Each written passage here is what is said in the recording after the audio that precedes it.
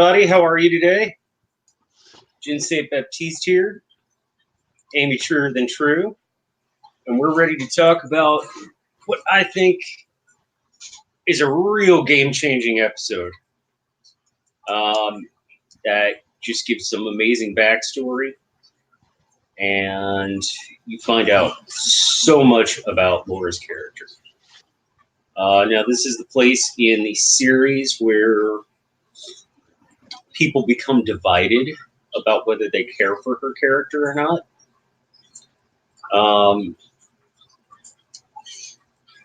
One way or the other.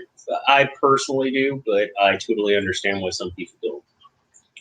So that being said, hope everybody out there is great today. Say hi to the chat. Of course, we have Amy True, Ron Holler, the one spanner that rules them all, Bobby Catalano, Peter Griffin, anime lover Nicole. And I think I've got everybody who's here right now. Sure, we'll have some more people in just a wee bit. But, yeah, so you said it's been about a year since you've watched any of this, right, Amy? Yeah. Okay. Yeah, I think it's been about that much. But yeah, I don't really like Laura very much as a person, but I do like what they've done with her character in the show and how much more story they've given her and how much more the character's rounded out. Yeah, we've talked about that before. Her character is much more developed. Yeah, and this is the thing that really does that. It's you get all this kind of backstory, and you get her and Shadow meeting, and all that kind of stuff. It does from the beginning. It kind of fleshes it out a lot more. And I mean, she's still an asshole, but she's an interesting asshole, I think, is the thing, and funny. You know, there's quite a lot of funny moments with her. Yeah. Because of her current state of being. Speaking of funny, I love that they cast Dane Cook as Robbie in this. It was cool to see him play a kind of serious character, but you still see that underlying sense of humor. Dane Cook's one of my favorite stand-up comedians. But most movies you see him in, he's just like very funny and very snarky, and his characters don't usually have a whole lot of depth to them. And I thought it really showed that actually the guy can act. Yeah, I don't think I've ever seen any of his stand-up stuff. Oh, you need to. You need to. I don't know if it's really. Go on YouTube and look up "Everybody Cries." It's freaking amazing. Or watch "Waiting." I've not seen that. Yeah, it tells you all about my life. It's one day at a restaurant, and it's really, really funny. I saw that one you sent me the clip of before. Do what? Is that the one you sent me a link to before? There was a scene of it when they're all doing gross stuff to the food. Yes. Yes. Oh, that was really funny. Yeah, it's a pretty funny movie. So pretty much, I mean, the whole story is Laura's in shadow. We don't see Wednesday. We don't see Matt Sweeney. We don't see it. Well, we do see two gentlemen who work in the funerary arts towards the end, which is freaking awesome. But yeah, so it starts off with Laura at the casino, just doing her job, and I know that face just because I deal with the public all day.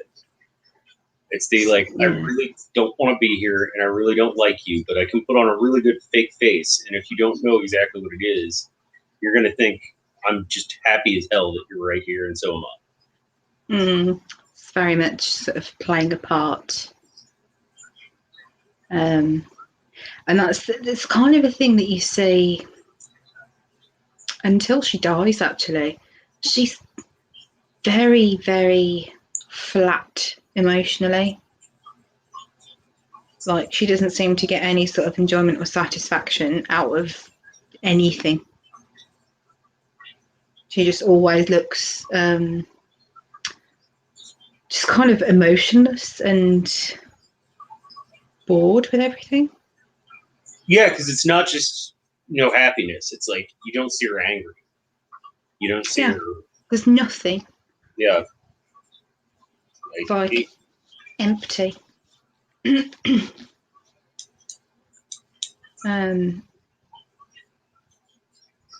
Yeah, I mean, the casino thing, that's not in the books, is it? Because I can't even remember now if it's in the book how Shadow ends up in jail. Yeah, well, in the books, it did involve a casino. I think. I can't remember. It involved some sort of robbery that Laura helped set up. And the two guys who Shadow pulled it off with tried to take all the money, and Shadow beat the crap out of them. And got caught, yeah. Okay. But the money and all of that never got mentioned in court because they wanted to prosecute Shadow for assault and battery. Yeah. Yeah, Braunhaler puts it best: no beliefs, no reasons for living, no reasons for dying. Yeah, and she says about not believing anything to Shadow as well, which is kind of funny when later on, later on in this story, after sort of he's been in prison and come out, that he says that he doesn't really believe in anything either. It's like it's sort of rubbed off on him a little bit. Yeah, oh, definitely. I think between that and 3 years in prison, that I can definitely see that happening. And yeah, Braunhaler points out that Laura was a travel agent in the book. Forgot that. Mm-hmm. She was a travel agent. That's Shadow had a ton of problems at the airport in the show, but it outside of the getting bumped up to first class, there were no airport problems in the book. Yeah. A lot. I think when it is like right at the beginning when Laura's at work, they give her that machine to shuffle the cards. Yes. It seems like it was the last straw a little bit.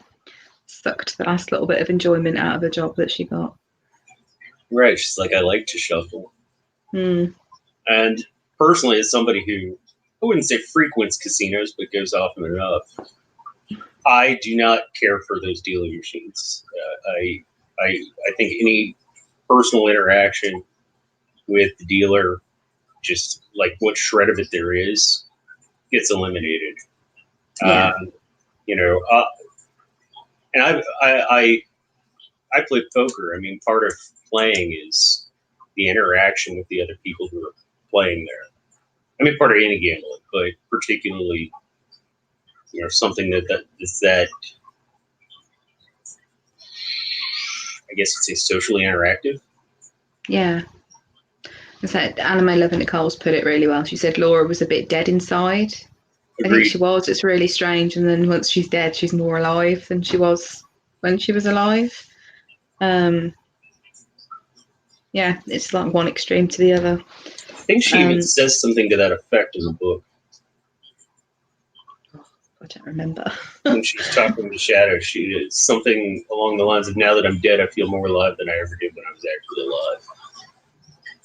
Yeah, that rings a bell. That might even be in the show. We'll have to see. It definitely wasn't in this episode. No, I'm sure that was that might have been in a season 2 episode. I really can't remember. So I've got the season 1 head on now, so it's like try not to think too much about season 2 because I don't want to spoil it for anyone that's not watched it. So Oh, we get yes, we see the Get Gone. Is that a real brand, by the way, or is I it don't something they believe made so. up? At least I've never seen it. But there are plenty of products out there that have like a phonetic spelling and things like that. Yeah, well, Raid is the popular brand here. I would say here too. Yeah, that's. I think we do actually have some somewhere, but we don't tend to kill bugs in our house. I mean, half of the bugs in our house are pet ones anyway, so. Right. And then various other ones end up getting adopted by small children. So yeah, we bring bugs into our house. But yeah, we wouldn't use anything like that in the house anyway because it could harm the bugs that we want here. With it being in the air. But yeah, it's pretty nasty stuff. I mean, it's one of those things, even if you kind of spray it and leave the room and come back later, it really does get in the back of your throat. It's horrible. Like I can think right now what it smells like. I can remember I used to live with my grandma and we had a conservatory, and in the summer we'd have like the windows and the doors open all day. And because the roof was slanted like that, you'd get a lot of things come in and get stuck up in the ceiling. So in the evening, once she'd shut all the doors and windows, she'd just spray a load of bug spray in there and shut the doors. Oh, the smell. So you guys are just walking around high all night. Well, no, she'd shut the doors so it wasn't like wafting into the house. But the smell was just. Ugh. And then you'd have to go in with a dustpan and sweep all the dead shit up in the morning. Mostly hoverflies. The odd wasp. I don't feel sorry for them. But Yeah. Zebra and Hollis says bugs are friends. Yes, they are. Some bugs are friends. I know your feelings about certain bugs. And there are certain bugs that. Yeah. I would not call friends. I would not want to have friends like that. Flies, though. Flies are Laura. She just can't get away from them, can she? Yeah. Even before her death. See, I have this whole theory about cockroaches. Is they're like Pokemon. Eventually, they evolve into raccoons, and then raccoons evolve into squatter punks. Okay. Well, I don't mind cockroaches, and I don't mind raccoons. And leave it at that. I guess that's probably because I don't live somewhere where they're a pest. So, like, but squatter punks are a pest. We don't get live cockroaches here. Like they're not live, wild cockroaches. Sorry. The only place you find them is when you go to like reptile shops and they're sold as feeders for lizards and stuff. That's it. Like they're not a native thing at all. So, and raccoons are really fucking cute. So they remind me of they kind of remind me of rats. The way they use their front paws, very much like hands. Obviously I keep rats because they're lovely. So. Oh, yes, hey Catherine. They are cute, but they tend to carry diseases. Wow. I don't know. As a parent, when my son probably doesn't even remember it because he was only like 3, but there was a raccoon in the backyard, and it was quite obviously rabid. And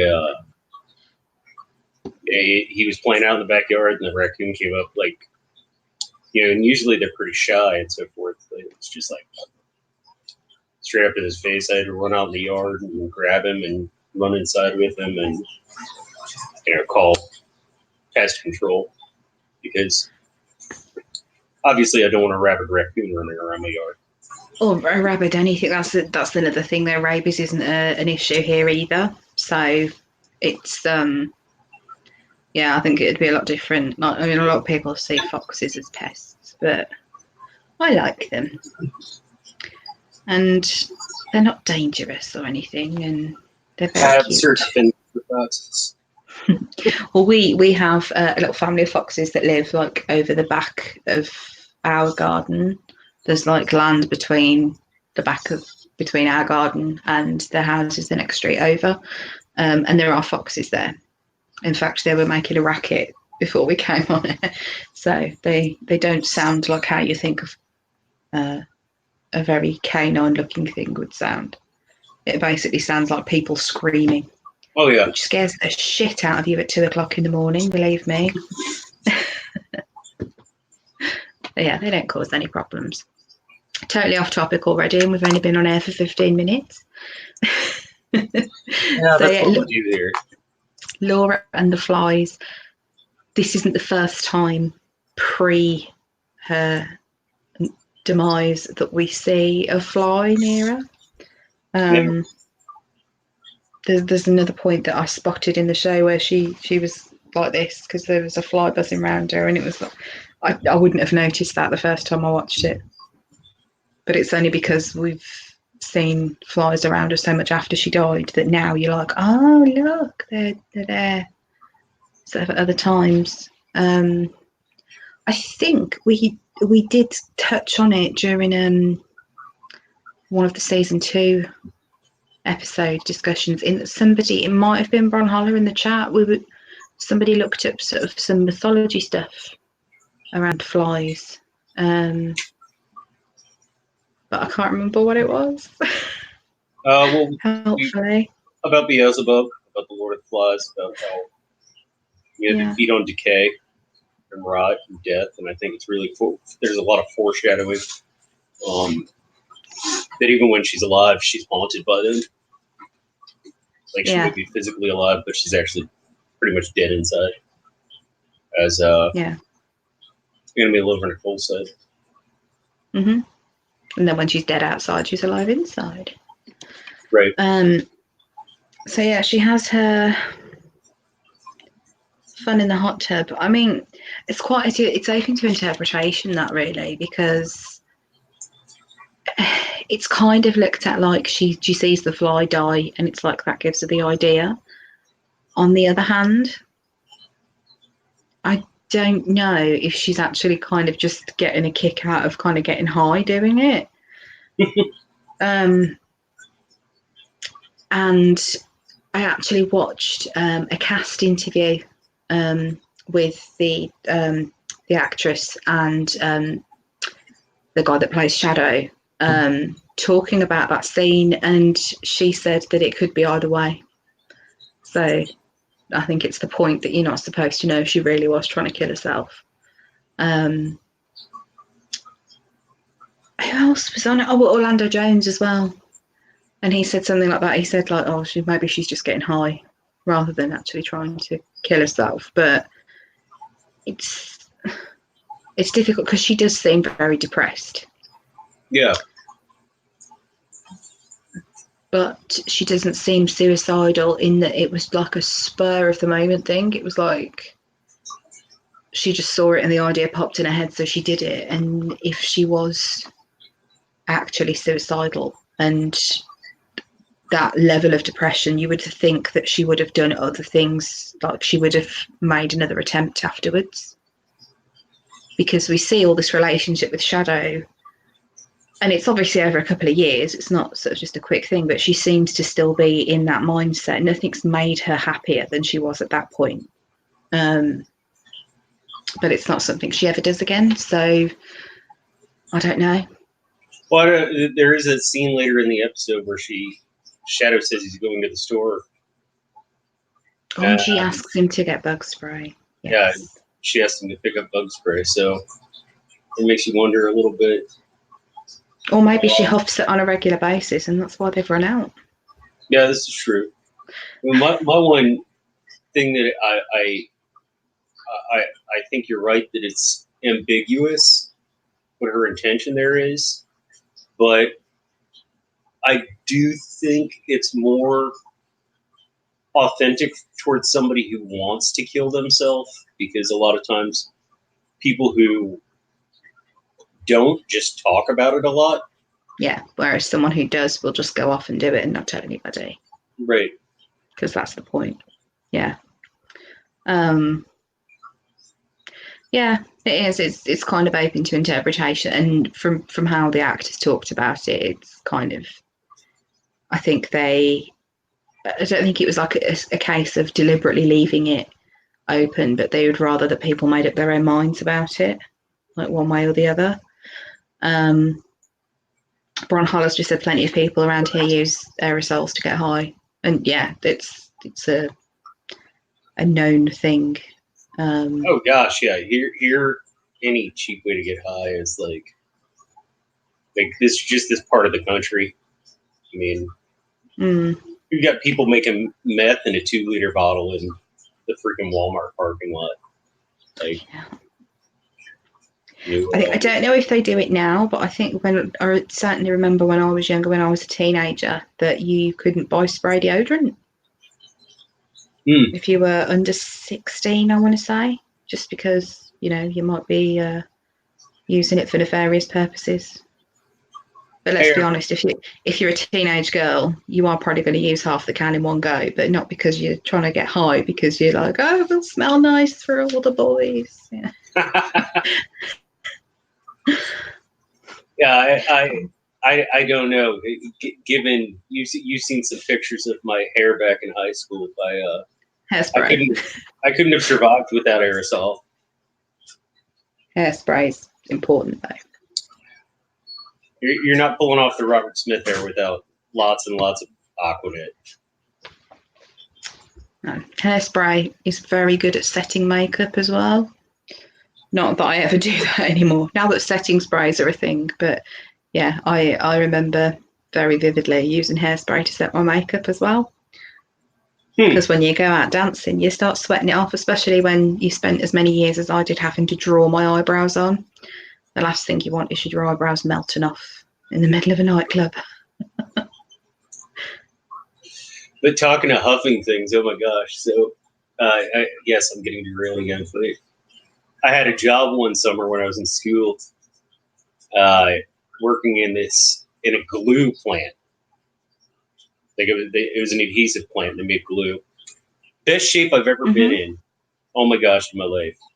Because you're like doing physical manual labor in like Yeah. 110-degree heat. Because the entire Oh God. building would be that hot because they're cooking adhesives. And that was with all the windows and doors in the factory open. But I think it was Sunday night, because they didn't have a second shift or a third shift on Sundays. We had this guy who came in to clean, Mm. and I'd be there for like a little bit because I had some like stock stuff I had to do. It was like a half shift, but he'd come in to clean maybe 2 hours into my 4 hour shift, and on top of the glue that had been cooking in there, he'd he'd close all the doors and all the windows, and then use all these cleaning supplies. Oh. And he has to be like the biggest, like you can tell what that does to a person's brain after a while. Yeah. It was just like, oh, you could have a better conversation with a post. You know, Oh dear. I have to say, I do like the smell of cleaning products. oh, I love the smell of cleaning. Bleach is like my favorite smell in the world. Yeah, it's nice. I developed a bit of an obsession with it when I was pregnant the first time, when I was pregnant with Layla. And we'd go to the supermarket and I'd just walk up and down the aisle where they have all like washing powder and stuff for ages, just because the whole aisle smells of it. So I'd kind of walk up and down just enjoying the smell. I did a lot of washing as well because I just loved the smell. And toilet duck. it's, it's just loo cleaner, but it's called toilet duck. And yeah, if I was sat on the loo, I used to open the toilet duct just so I could have a little sniff and then put it down again. Fucking crazy. I was like it with certain smells when I was pregnant with Anya as well. It was just like a lot of people, a lot of women who get when they're pregnant, their cravings are for foods. Mine were for smells. So yeah, there's a bit of weirdness. Oh, Anime 11 Nicole, I'm not knitting, I'm crocheting. It will By be the way, calm. hi, Bear Island, Josh. Oh, hi, Josh. I have a surprise coming for you, sir. Keep an eye on the channel. That's all I have to say. So finally, we enter Shadow. Yes. I really disliked Shadow in this episode, actually. I don't recall noticing it as such at the time. I think, again, because we've already kind of got to know him and he's a likable character, you don't really think about it as much. But the way he is with her in the car park is so fucking creepy. Like, not taking no for an answer and that kind of thing. It's horrible. I was kind of like, oh, Shadow, no, stop it. You lecherous freak. It's just, if I was spoken to like that, I'd have been this close to just fucking headbutting him. It's ugh. Creepy, horrible, predatory behaviour that I don't like. So I kind of was just a bit like, damn it, Shadow, stop. That's not you. Because he's so very different in this episode as well. I think Laura even says it at one point. She says he's cocky, and he is. He's got this his whole demeanour is very different before he goes to prison. He's a lot more serious, as we've seen him so far, and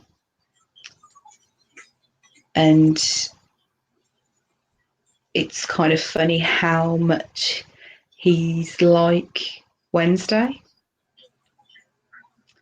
And that sort of Not as good though, by any means. No, not as good because he gets caught. But he's kind of he's got the idea. Yeah. Ron Hart, the creep factor is strong. Yes, it is. Very strong. It is a very different way from the way they meet in the book. I like how they meet in this a little more, even given the creep factor, because I think it just fleshes it out a little more. It does, and you can also see that. I mean, from what he's asking her and the fact that she takes him home anyway, it's like a complete stranger. It kind of shows her being quite reckless as well. That she's obviously not really doesn't seem to care about her own safety very much. Yeah, it kind of reminds you of Sweeney's hitchhiking ride. Yeah,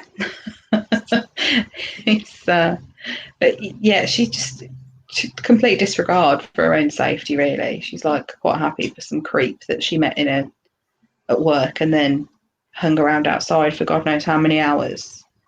Aye. And then she's just like, yeah, fuck it, why not? I'll take him home. Oh, and I'll slap him in the face as well. Yeah, we find out Laura likes it rough. But does she though? Because she still isn't really that into it. I think it's one of those things where she's just trying to get some sort of reaction. I don't know. But yeah, you just slapping a perfect stranger in the face like that. Because he is still a stranger despite what they're up to. It's just like, yeah, she just doesn't really give a shit what happens to her, does she? Did you notice the Woody Woodpecker cartoons on the screen? Yes, always that. And they're always, anytime. Did you notice that? Oh gosh, this is. I hope not too much of a spoiler. Anytime that Shadow is in front of the television, one of the characters' eyes follow him. Yeah, they're it's someone's using the TV. I think is that well, we've already seen media can talk to him through the telly. Lucy's tits. Exactly. That's not the first time someone's watched him through the TV. I think. Yeah, you very much get the impression that he's being observed. I think it's subtly done. I think it's something that you don't really pick up. I didn't really pick up on it the first time. It's not the only thing that's watching him either, and not just him. The ravens pop up more than once. Yes. And the cameras in the casino. Yes, there's the cameras as well. Because they make a point of that because he looks at them. So, yeah, he's under surveillance from both sides, I'd say. And not just him, actually. One of the scenes where the ravens are there, it's actually when it's just Laura and Robbie. They're in a tree in the background, but then they're watching the group of them when they have the barbecue.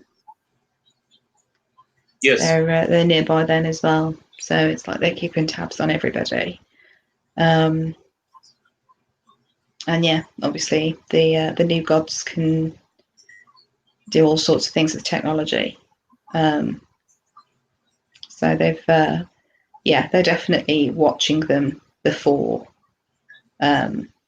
Laura's death and all that stuff that happens afterwards. It's very, it is subtle, but I think when it's one of those things, like if you know, you know, and you actually notice it. And again, I would not have clocked that at all the first time I watched it. And it's only going back and watching it again where you kind of go, oh, look, they're doing that. And oh, the ravens are there. Because you can sort of, when you're used to how the show is, you look at the background more because there's quite often subtle things going on in the background that you might otherwise miss if you might be just paying attention to the main character on screen and the dialogue. So it's really good, like revisiting it. If I'd had time, I would have watched it through again, but I didn't have time this week, unfortunately. But yeah, it's and what was I going to say now? After the first night that Shadow goes home with her, did you get the impression that he didn't go home afterwards? Like that was it? Yeah. Yeah. Which again is weird. Yeah. I mean, I've seen a lot of relationships start that way. They usually end very crudely. Well, yeah, this one kind of did too. But yeah, you kind of get the impression that he stayed the night and never went home. Remind me, I have a joke to tell you off air after this is over.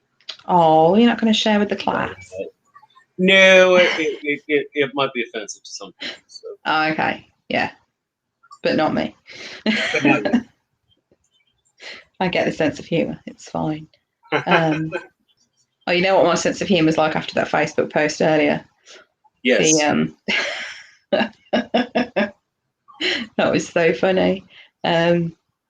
People that are watching that don't have me on Facebook, somebody was doing very rude things with a piece of office decor this afternoon at work.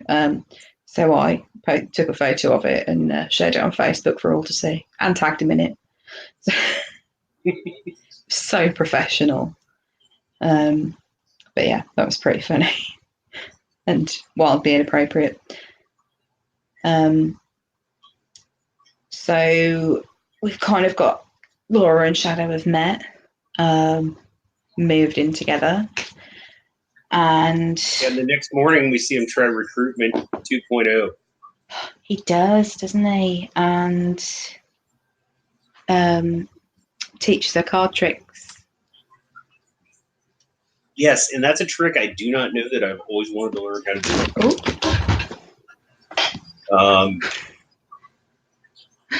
Sorry. I've never been able to find it.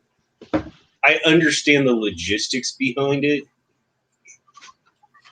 and I think I could pull off the sleight of hand, but I don't understand the technicalities to moving the cards around like that.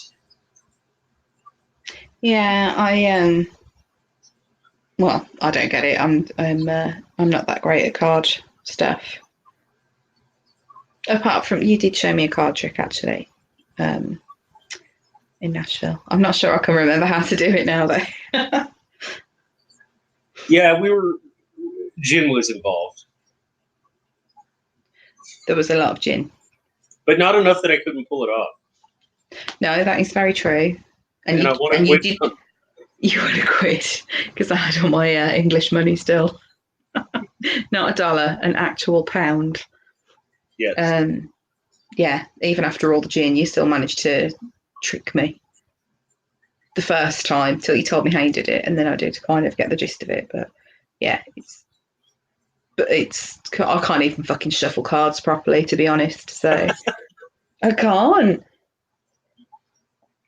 I can just about shuffle them if you sort of split them in half and then fan them together with them sort of flat on the table, but that's it. I can't like throw them in my hand. Right. Bear Island Josh, it's you don't remember the trick. It's the card to an ace. Or you can do it with any particular card. You can make the 4 girls. You can make the 4 kings. You can do it with any card. And there's a certain technical way to do it where you can always pull up that one single card. Like I said, I get the logistics behind how to do it. I don't know the technicalities about how to do it. And I've never been able to find a book or an instructor video or anything like that. And it's an old trick. I'm surprised you can't find it anywhere. But I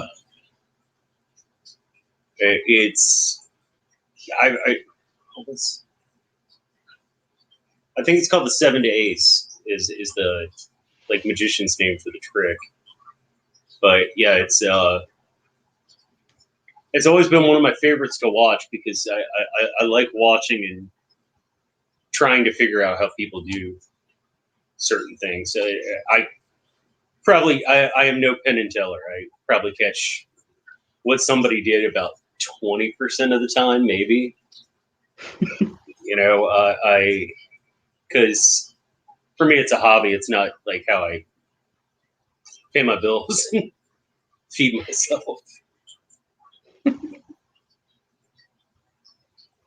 Yeah, I was going to say, this is probably about the most interesting thing I can do with my hands. Is what I'm doing right now. So it's. Ron Holler, you say you've never had the coordination to do tricky stuff. You can freaking surf. You have plenty of coordination. You just might not have manual dexterity. Yeah, that would definitely take a lot of coordination and balance, of which I have none. So I trip over thin air.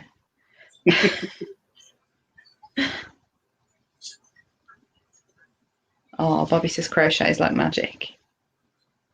Thank you. I actually taught Anya to crochet earlier, sort of. So.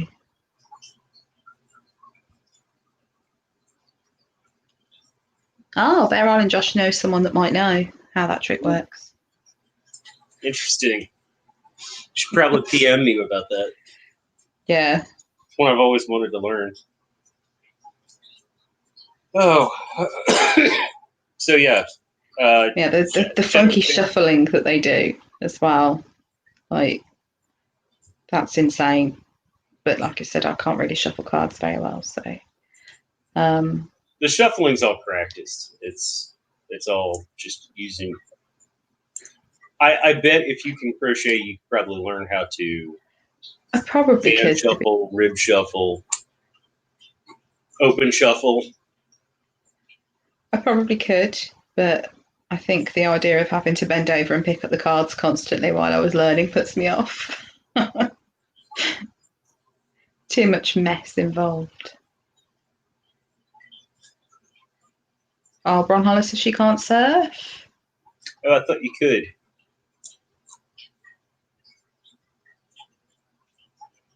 Well, neither can we. It's fine. Yeah. I live as far inland as it just about as it gets. Same. Actually, where I live is pretty much as far away as you can get from any beach in England. So, because I'm in the Midlands. Yeah, but where I live is about as far as you can get away from any beach in America.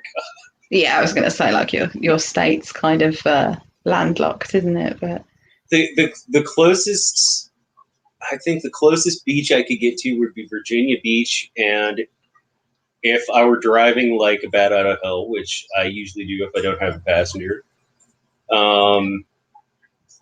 Amy can attest. I turn into a grandma once I have a passenger in the car. You weren't heavy-footed when you put me up from the airport, so I turned into a grandma with a very foul mouth. that was the airport's fault. Yes, it was. Blame the airport. But yeah, I mean, the close. If I were driving like a bat out of hell, I could make it to Virginia Beach in about 8 hours. Oh, that's a long time. I'd definitely end up in the sea if I drove 8 hours in any direction from where I live. Yeah, I think the nearest beach to Birmingham is in Weston-super-Mare, which has got to be 2.5 hours tops, maybe. So yeah, it's not very far when you think about it. But I envy you that. don't go to the beach very often, though, to be fair. Well, my house is up for sale. I'm going to be living in an apartment. I'm going to have to sign a 1-year lease. And, now that my son's old enough that he's going off and doing his own thing and being responsible-ish at times when it suits him. After that year, like, I'm seriously considering moving somewhere else. I'd love to move somewhere at the beach. But not warm. Like, it wouldn't be surfing beach. It'd be like crab fishing beach. Yeah.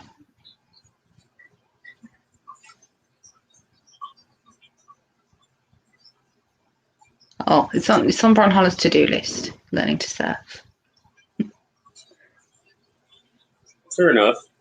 And Beryl and Josh, I'm glad your right hand still works. I had an accident about 10 years ago, and my ulnar nerve was severed, so half my left hand doesn't work. I totally feel your pain, man. I can't play piano anymore. Lots of money that my parents spent in their youth completely thrown out the window.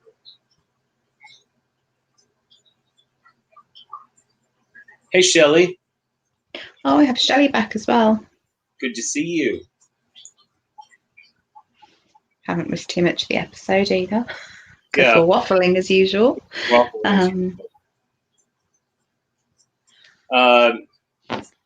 Okay.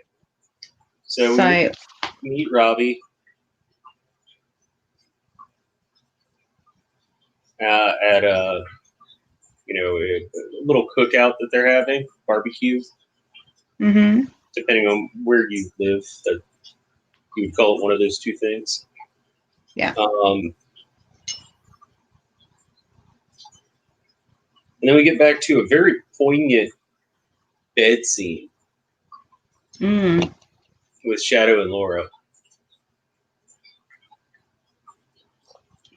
And the cat. And the cat. I think your cat's broken. Mm-hmm.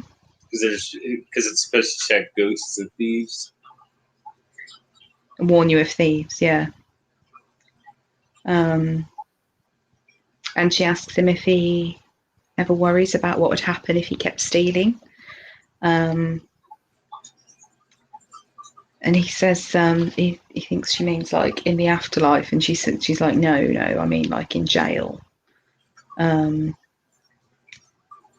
she kind of doesn't really believe in anything, and she says, what happens after you die? And she says, you rot. When you die, you rot.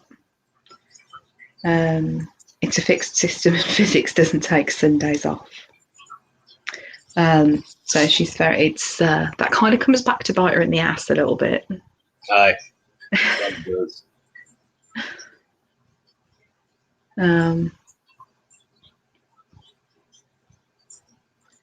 So yeah, it's Shadow doesn't talk about his beliefs, if any. But he doesn't agree with her at this point either.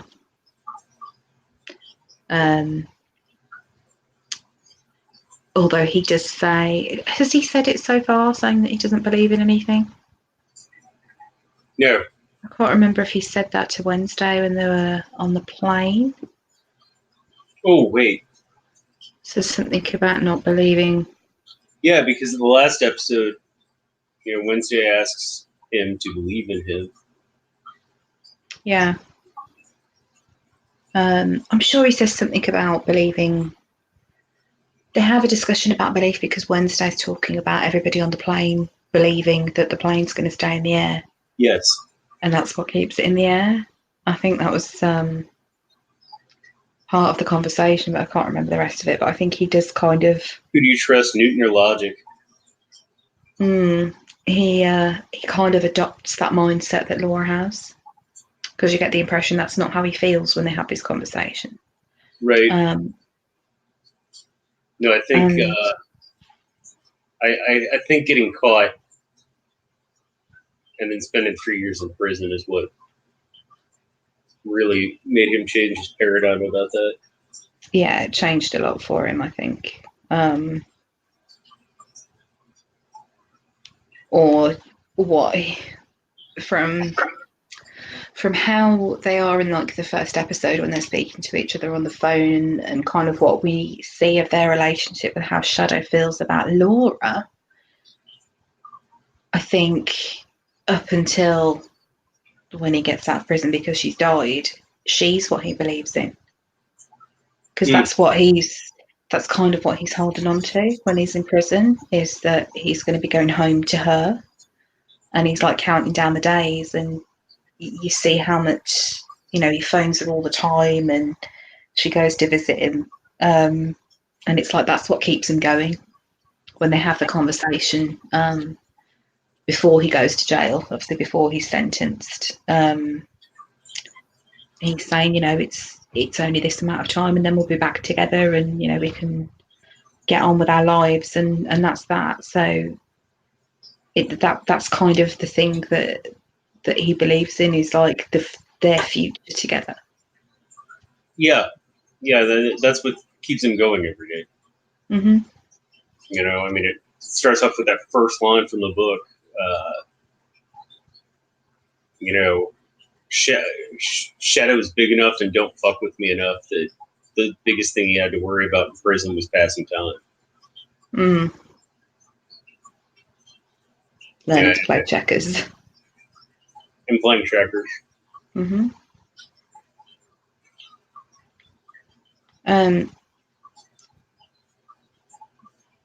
I've totally forgotten what I was going to say now. You find out how Shadow gets his name next. Kind of. Because Laura tells him he looks like a lost puppy. She does, but we had that episode in season 2 that shows you exactly when that started. Yes, it's true. So I think it kind of that scene that was in that was supposed to kind of be before that happens, I think. I don't know. I think it's kind of hard to place that in this sort of timeline as such. And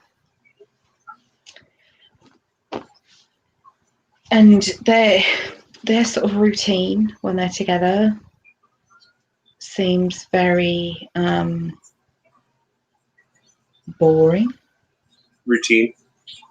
But yeah, it's like going through the motions, and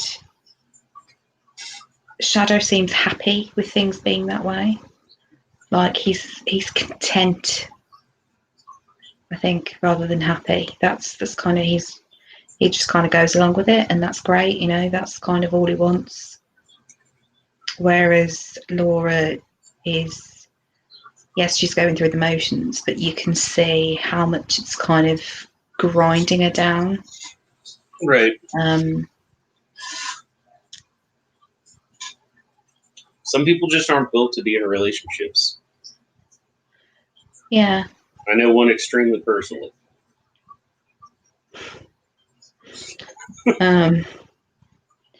Yeah, but she's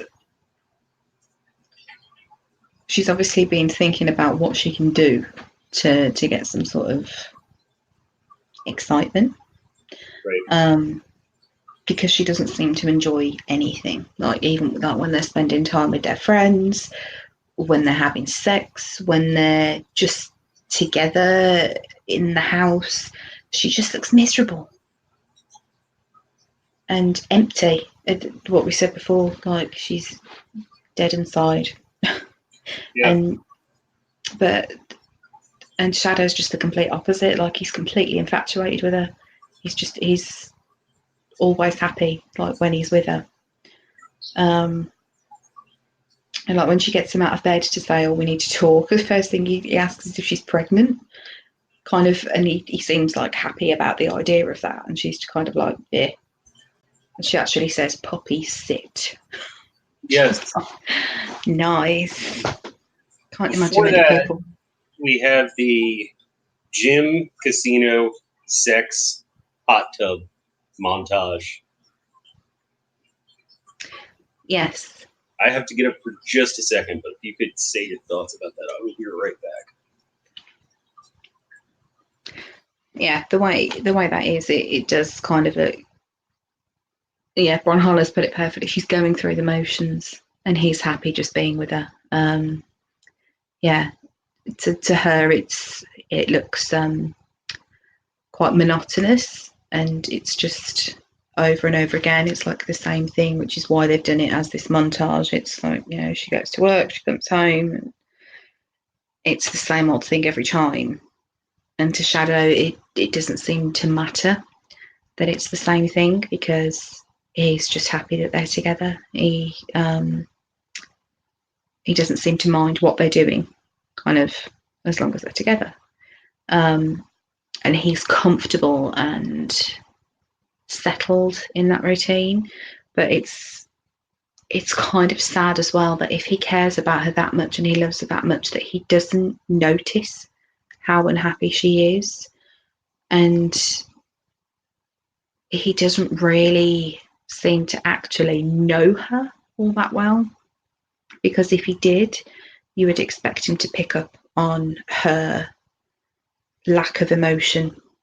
There's a scene when they're at the barbecue where she's kind of just looks really miserable, and kind of her normal demeanor is kind of a very flat, emotionless kind of expression. And then when she looks over to him, she smiles, and it just looks like such a fake smile, and then it's gone again.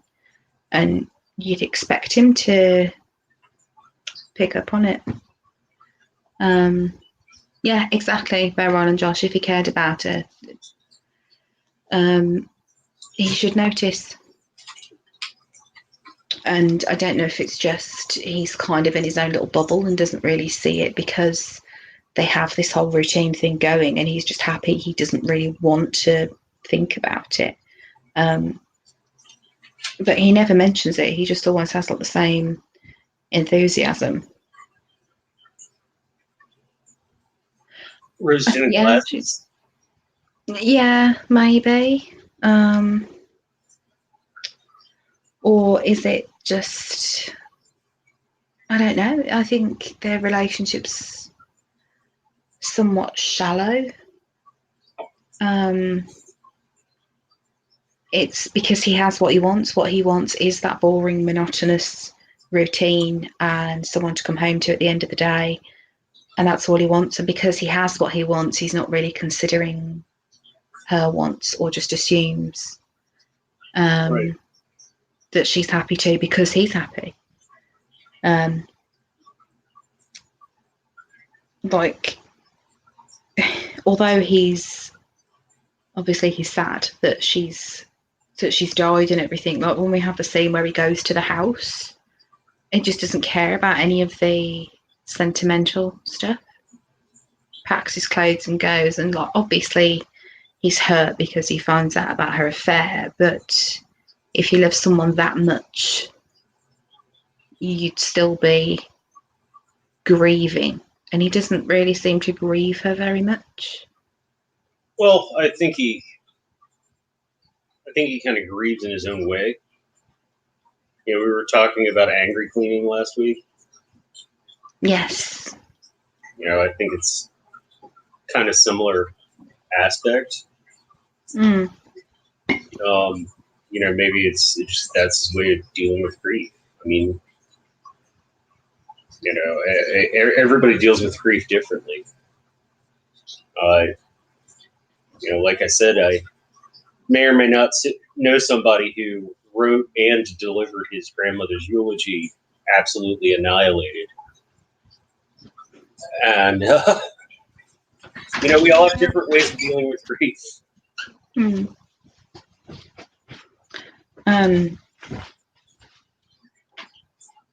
So she talks about that she's unhappy. And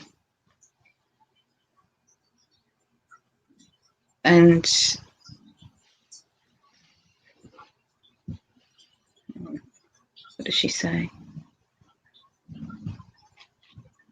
It sounds like the whole breakup-y conversation, and he thinks that's what it is, but it's actually something totally different. Yeah, she's saying that she resents not being happy, not that she resents him. And he says, like, do you still love me? And she's just like, yeah, I still love you. There's no emotion behind it.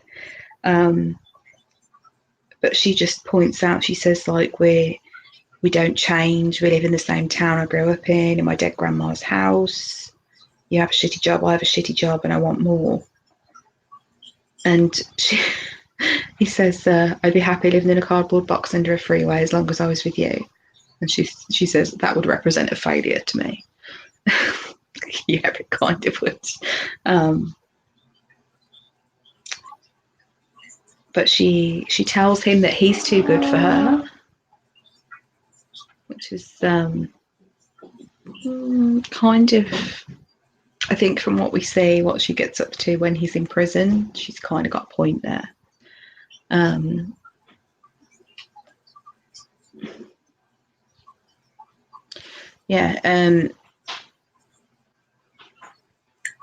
One thing I do have to say that I admire about Laura's character is she's never dishonest. No, she says might that. Do shifty things, but she never lies. She says that later on, doesn't she? I think it's when she's talking to Audrey. She says she only told one lie, and that was that she could wait for Shadow. Yeah. Yeah, she may omit the truth as such or avoid it, but you're right, she doesn't sort of tell outright lies. Robbie does. Oh yeah. She doesn't need to because he does it for them.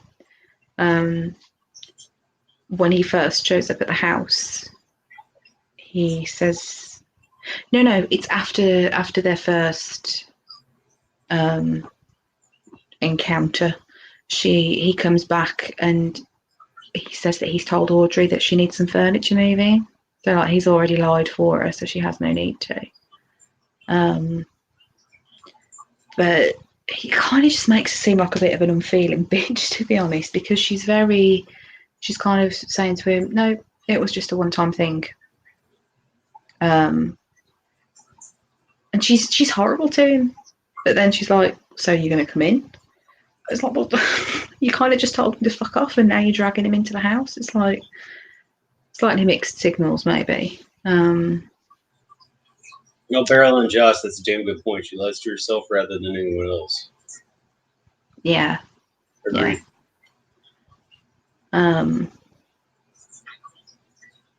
Yeah. So we have another montage here. Phone calls, the visits, and then and Robbie's often there in the background. You saw there's a thing where she was talking to Shadow and then she puts the phone down, she walks into the bedroom and Robbie's there naked. But I think that might be when she... Yeah, that's a wee bit later. Because first we have the scene where they have their first tryst. Which is when the cat dies. The cat's dummy as well. I think she says she never liked the cat and I went because it was her grandma's cat. Did the grandma really call the cat dummy? Or Is that what Laura calls it because she didn't like it? I used to know somebody who had a dog named Dipshit. It works. And it would respond, I'd feel so awful for the poor thing because be like, hey, Dipshit, come here. Dog would just come up. That's the fun thing about dogs, though. As long, depending on what tone of voice you use, you can call them anything, and they still think you're the best thing in the world. Like, Oh, yeah. you know, you call them stupid, but you say it in an excitable voice with a smile on your face. They think that you're praising them. It's the old. Is an old. I don't know if they have it over there in the UK, but old farmers say it's a dog will look up on you. A dog will look up to you, and a cat will look down on you, but a pig will look you right in the eye. Okay. Fair enough. And, yeah, that really does explain animal behavior. Yeah. Horses will look you right in the eye too. I've not been around pigs much in my life, but I have been around horses. I can't say I have either. I do like them though. They're adorable. I think they're underrated animals because they're actually very clever. Oh yeah, pigs are very clever. They're also very delicious. Oh, that is true. Definitely agree on that one. Yeah, I remember going to visit a farm with the kids once, and there was some like older piglets that had been like separated from their mums, but they weren't in with like any of the others because they weren't really big enough yet. And I remember sort of scratching one a little bit through a gate, and he loved it so much, and it was making all these cute little noises, and then rolled over so I could scratch its belly, and I was just like, oh, this is the cutest thing ever. I need a pig. They're amazing. I'd totally have one. If I had space. You have a pretty small garden, though. I have a very small garden. Yeah. Although we are looking after my dad's smallest dog in a few weeks, and he's on holiday. But luckily, he's only a Chihuahua, so he'll have enough room in our garden to run around. It's not like having a greyhound or something like that. Well, he has got a greyhound as well. But yeah, she's going with them. So that's going to be weird, though, because I'm not a dog person. Like, I don't have a problem with them, but I'm definitely a cat person rather than a dog person. Not even that. I'm just kind of at everything else. I don't like boring animals. Still, mine are a little bit weird and quirky. Beryl and Josh, as a co-worker, has a micro pig. It's £11, fully grown. Fucking hell, there's cats that weigh more than that. My cat weighs more than that. She's a fat bitch. Shelley does not like dead weight. A lot of people don't. I personally have. I like the character. I don't know if I'd like be friends with her, but No, I do like the character. I don't like her, but I like her story in the show. I like what they've done with her.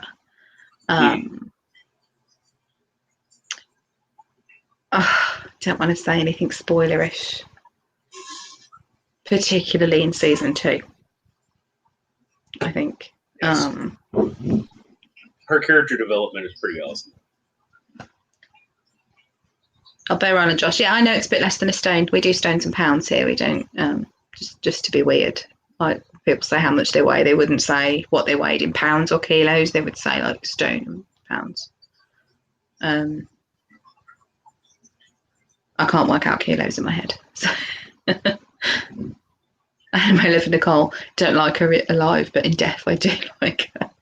Well, because of running to Canada, I'm really good at distance conversion, and because I swim, and the pools are based on meters. Yeah, so I think about like how far a kilometer is compared to how far a mile is, depending on what swim I want to do. And I'm pretty good at weights for other reasons, which we won't go into on air. My big problem with metric to standard conversion is volume. Yeah. I can't break down like switching a liter to a gallon. Or I can't do gallons at all because we don't do that here. So I can do liters and milliliters. right. I can kind of do ounces, but that's mainly from baking that I kind of can sort of reverse figure it out. Yes, Bronholler, I'm quite familiar with that ratio. Oh yeah, I know it as well. But if somebody said, "Oh hey, yeah, I weigh 13 stone 3," I couldn't work out in my head what that was in kilos, or even make a rough estimate. I would have to use a calculator. So, you know how you have like just certain things that, like mathematical things, that you just kind of go, Yeah, you yeah, just to an can't. extent. I work with numbers so much that I don't even think about it half the time. But there are some mathematical things that I really have to like concentrate on and focus on and things like that. Yeah, like I'm used to doing percentages. I can do that easily, and it's really weird. Like because Ben's an engineer, he knows a lot of like really in-depth advanced math stuff and shit that I could never get my head around. But you ask him to work out change for a pound, and he's like, it's not that hard. And he really struggles to do it, or like simple times tables. And he's like Jesus Christ, you can do all this other like really, really in-depth stuff. Like when he does model building, there's even things like where he's got measurements of a real life actual engine and been able to calculate it down to make it in the 009 scale that he makes models in. And he can do all that himself. And I wouldn't even know where to start. But he can't work out change from a pound. Petrol's gas fuel for your car.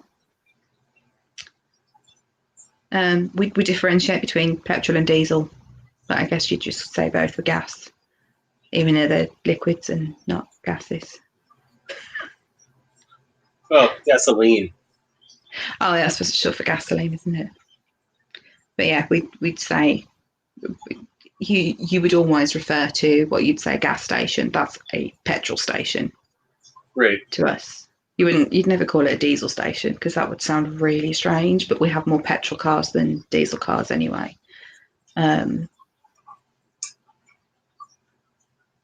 For us, diesel's mostly like your large vehicles, like trucks. Tiny little cars can be diesel as well. Oh, there are a few, but just in general. Now, 10 years ago, you would see a lot more, like a lot of companies were trying to put out diesel cars, but now diesel's actually more expensive than gasoline. So you don't see it quite as much, especially with electric cars. It's worse on emissions as well, so it's becoming less and less popular.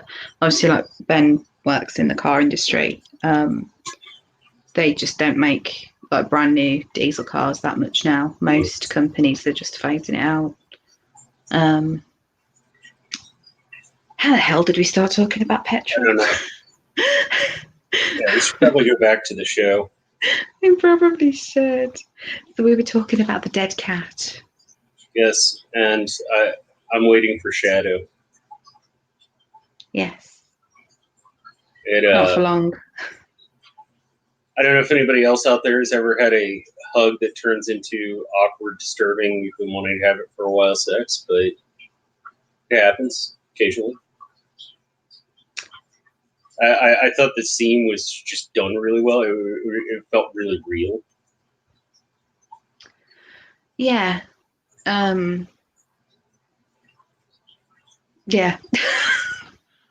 And this whole episode, if you notice, I have been in that situation, funnily enough. But I wasn't. What ties this whole episode together is breathing. And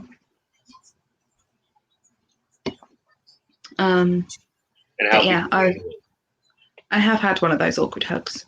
However, I was single at the time, so it was okay. But yeah, it is kind of realistic, I think, in the way it's done. It doesn't seem forced. And she still looks fucking miserable.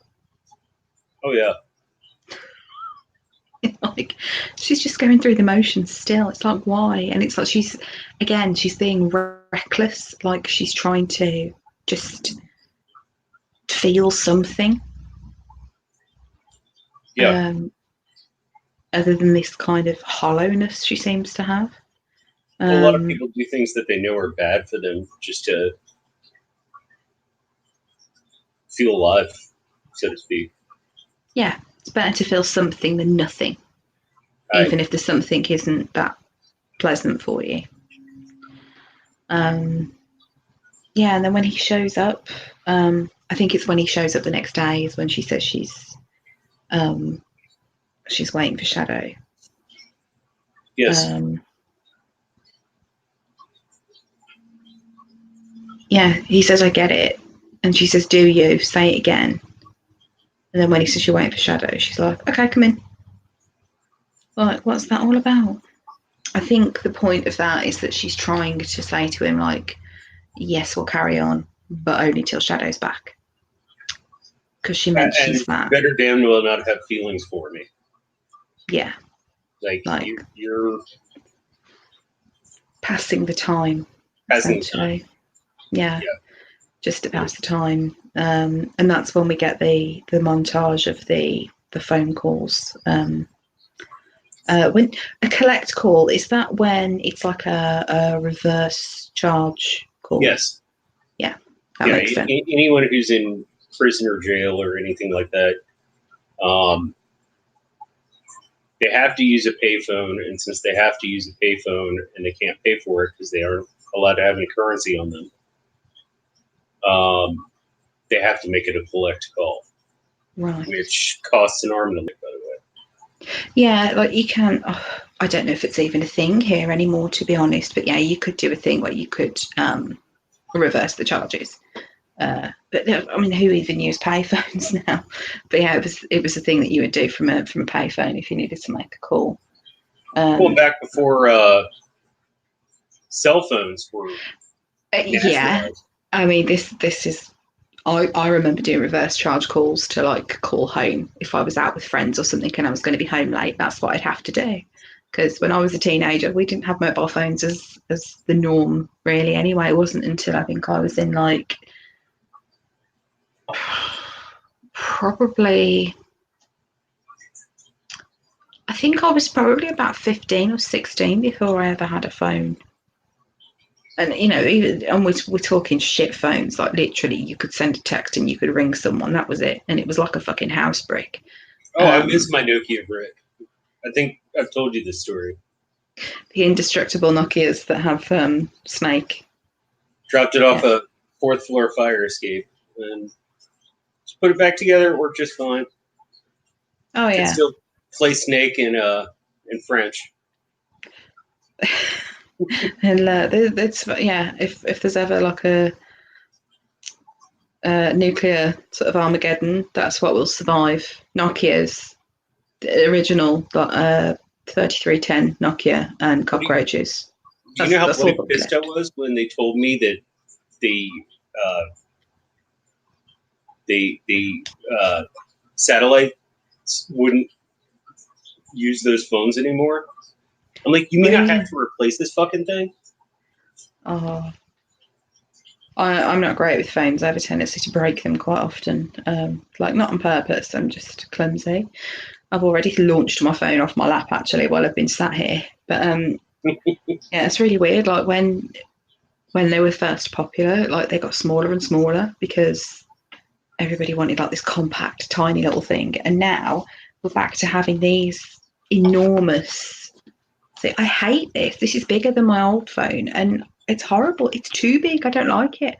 I want something small. That's about as big as I can deal with. Yeah, no, this is a fucking monstrosity. I dislike it. I mean, I've had it a couple of months now, but I still miss my old phone because it was smaller. because that's what was desirable when we first had phones. Like my first phone was only about that big, I think. Like my first like nice one that wasn't like some shit thing. That was the first one I had that had games on it as well, just to make it extra special. And I remember not wearing a watch. I used to have to send myself a text message to see what the time was because I didn't have the time on my phone either. There was no clock on it. How weird is that? I don't remember ever having to do that, but I almost always wear a watch. I don't do watches. I hate them. I just find them really uncomfortable because they're bulky and get in the way when you're typing, obviously because I'm at a desk all day at work. Off topic again. Yes. So we move on to the amazing car ride. The amazing car ride. Ominous from the beginning. I mean, obviously we know what's going to happen, but this is when the Ravens are overtly there following the car. It's not like a hiding in the background thing. They're very obviously present. Yes, does anybody who this is their first watch through have any theories about the Ravens? Please leave them in the chat. Or if you're watching this later, leave them in the comments section. Mm-hmm.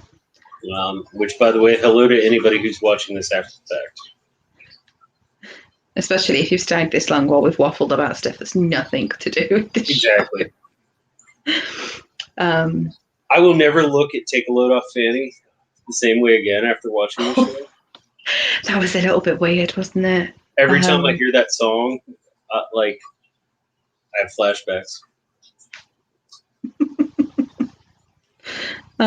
Yeah, Josh, you gotta head out. If you can make it back, check out the rest of the episode. Oh, take care, Josh. Hopefully we'll see you next week as well. Be good, but not too good. Yes. Oh, didn't you have a surprise for him? Or is that not? He'll have a surprise tomorrow. Okay. Yeah, that song, it's not exactly what you would call romantic music. Or erotic. You know, yeah, for that kind of atmosphere. Also, just doing that in a car, leaning over the gear stick is really uncomfortable. It's not the smartest thing to do while the car is moving anyway. Although we probably don't have quite as many very long, very straight roads as you guys do in the States. So there's lots of changing gear required, which would be a bit awkward if that's what you're doing. Have you ever seen the movie Parenthood? Steve Martin's in it. No, I don't think so. Definitely check it out. A, because you're a parent, it'll make you laugh your ass off. But B, there's a roadhead scene that's just absolutely hilarious. And I mean, it's got Steve Martin in it, who's just brilliant. Is that because it demonstrates how impractical it actually is? Or... Yeah, I'll leave it at that. Okay. Because I can imagine a realistic portrayal would be very, very funny. That's all I'm going to say about that.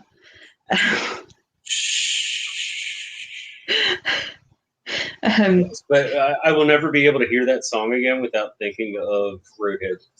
So that's not going to be popping up on any of your playlists anytime soon.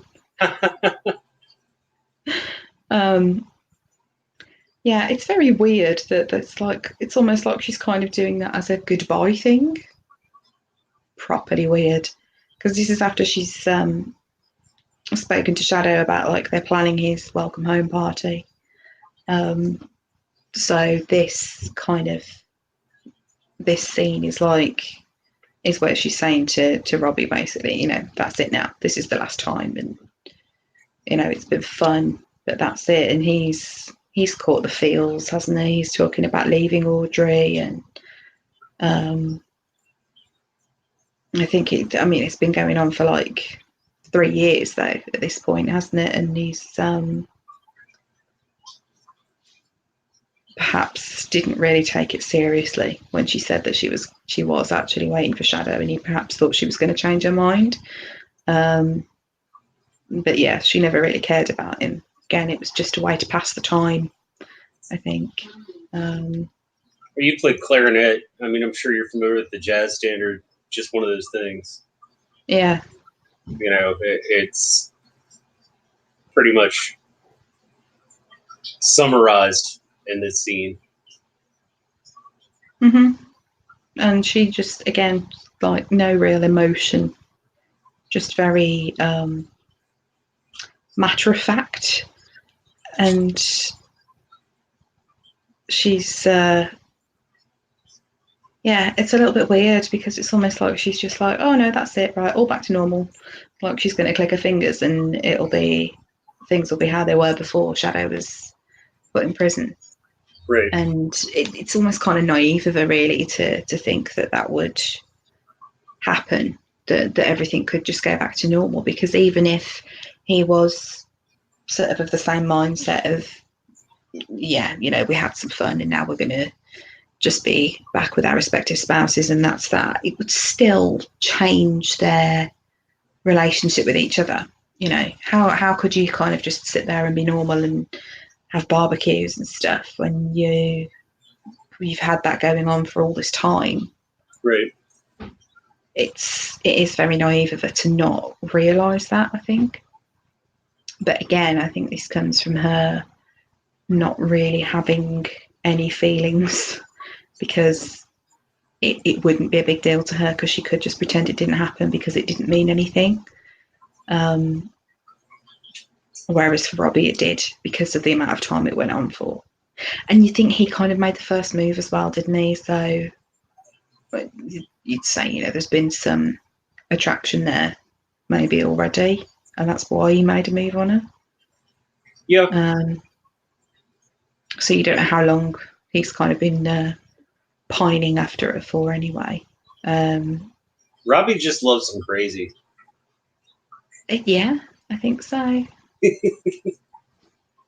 I don't know, maybe Audrey never was that crazy previously though. It would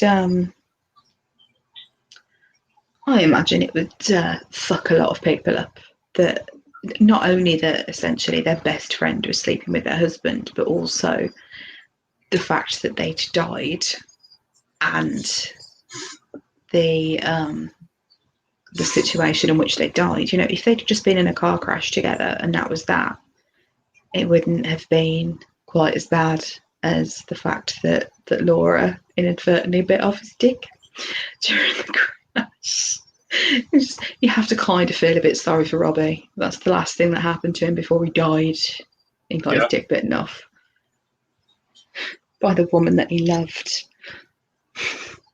Poor dude. Or at least was infatuated with. And then again, maybe it's karma. Karma's a bitch. Mm. Speaking of karma, so Laura finds out right after this that she was wrong about She was there not very being wrong. anything after death. Mm-hmm. And it's quite unusual that for somebody that doesn't believe in anything, suddenly there's an Egyptian deity there. And the only link really is the fact that she worked in like an Egyptian themed casino, because you saw when we first see her at her table, there is actually like a big thing in front of her that has a picture of Anubis on it. So I wonder if it's just because that's what she would understand. Like there has to be some sort of personification of death to guide her, that it would be the one that she has seen the most, or that she knows the most about, or something, rather than there being some sort of generic one. I find it quite. It's kind of weird. Where you think, does she have some Egyptian ancestry way back, or it's? You find about Laura's ancestry a bit later. Oh yeah. Way back. Yeah, it is kind of weird, and I don't know in part if it is just the fact that they just wanted to have the character in it more because he's fantastic. Oh, he's a brilliant actor. Yeah, and I don't know if part of it's that, and perhaps that's why they made the casino like Egyptian, just so there was some sort of link. It's one of those things where I think you could really overanalyze it, like, oh, maybe it's this, maybe it's that, and it could just be as simple as they wanted another scene with him having to guide someone. So my thought was that there would always be a psychopomp of some form, and I guess that was just the most associative for her. Yeah, I think such a diehard atheist. Yeah, I think that's kind of the gist of it. Really, is it's just what she's been exposed to the most recently. Right. And yeah, she's got no reason for it to be anyone else because she doesn't believe in any of it anyway. But it could be to do with like some belief in the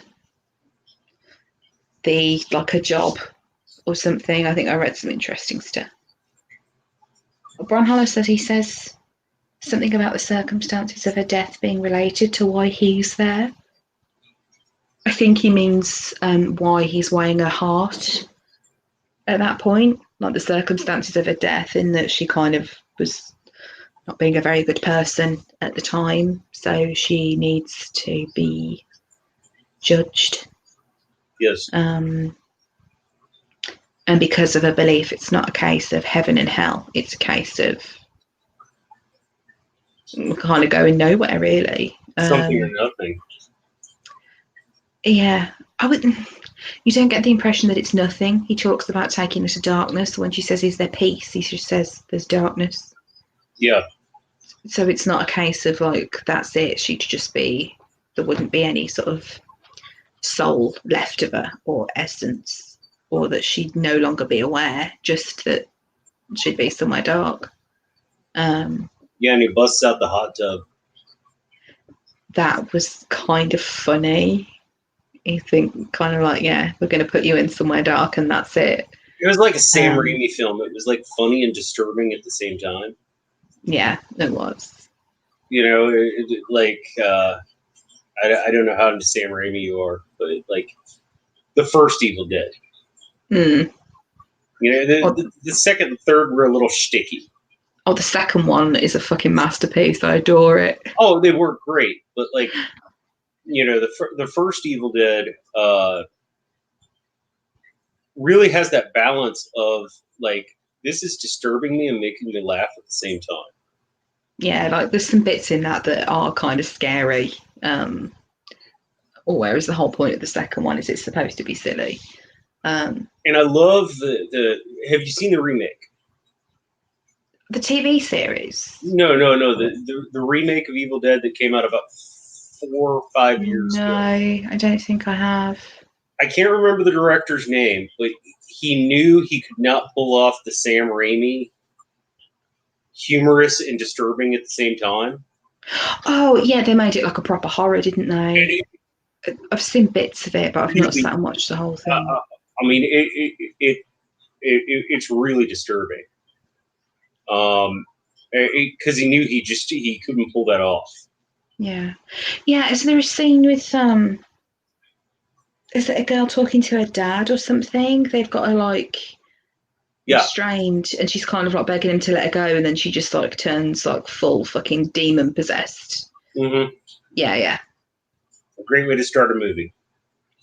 Fantastic. Yes.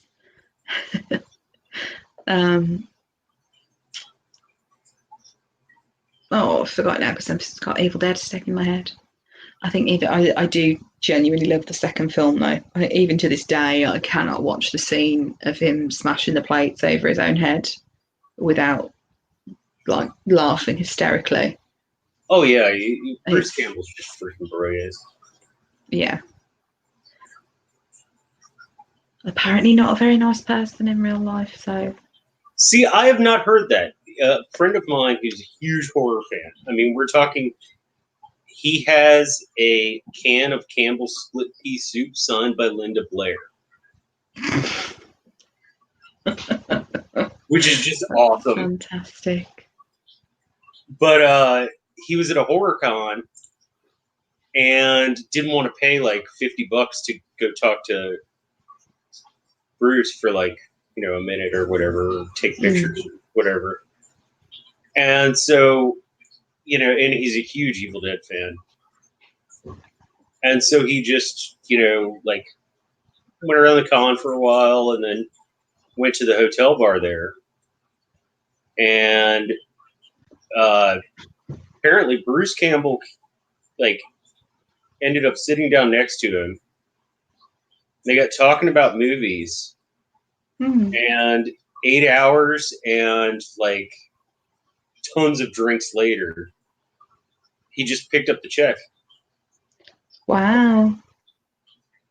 So I don't know if perhaps it's a situational thing because it was recently. I'm on various like horror collectibles groups, and I think it was one of those where somebody had gone to a convention and they had made something.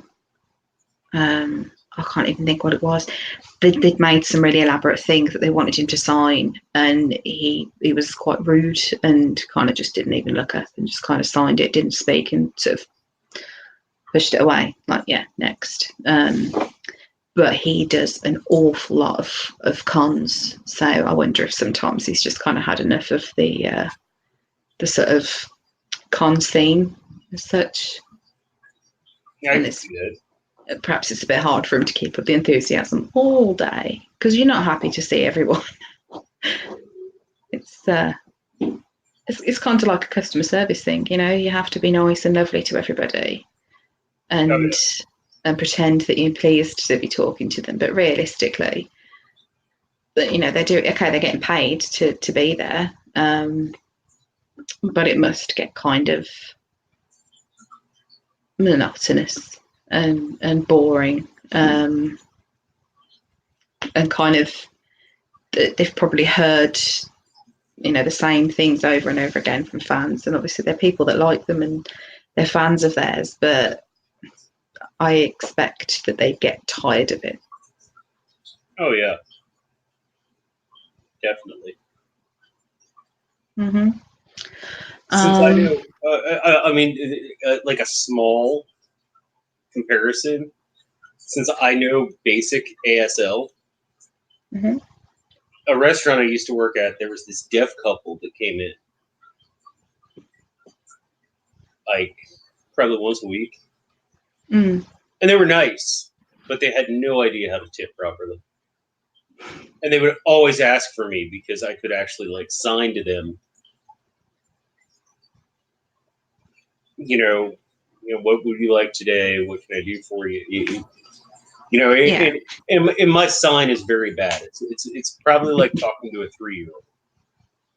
Because I know about like 100 words, and then everything else I have to spell out. Yeah, but it's like I would see them come in, and I'm like, I'm going to be so nice. I'm going to put all this extra work into this. I'm going to do all this shit, and they're going to leave me like $5 on a fucking $50 check. And yeah, so I can understand the mentality from a very micro level. Yeah. It's like I did do a British Sign Language course many moons ago. But apart from, I know a handful of random words and I can finger spell.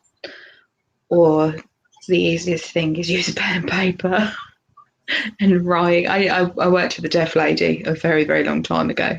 And that's what we used to do. Sex, beer, and black metal. That's all you need to know.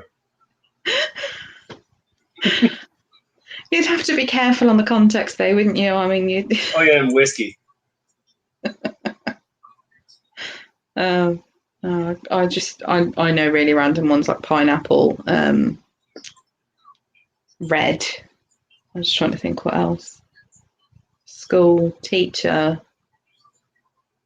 and then it was like stuff like boy, girl, deaf, hearing. Really, really odd things. But yeah, it's a bit of a strange combination. Totally off Laura, topic again. oh, I'm sorry. Get on topic again. Yeah. About Laura, Totally. Braun Holler says it's interesting that she could have opted to be judged and had the opportunity to repent, but she just said nope and essentially sent herself to the darkness. That is very true. Well, she didn't really send herself to the darkness. She got yanked back. I love that. Fuck yo! Yeah. I think, without giving too much away, she, whether knowingly or not, like maybe like when I say knowingly, I mean like on a subconscious level, did not want him to take her heart out. And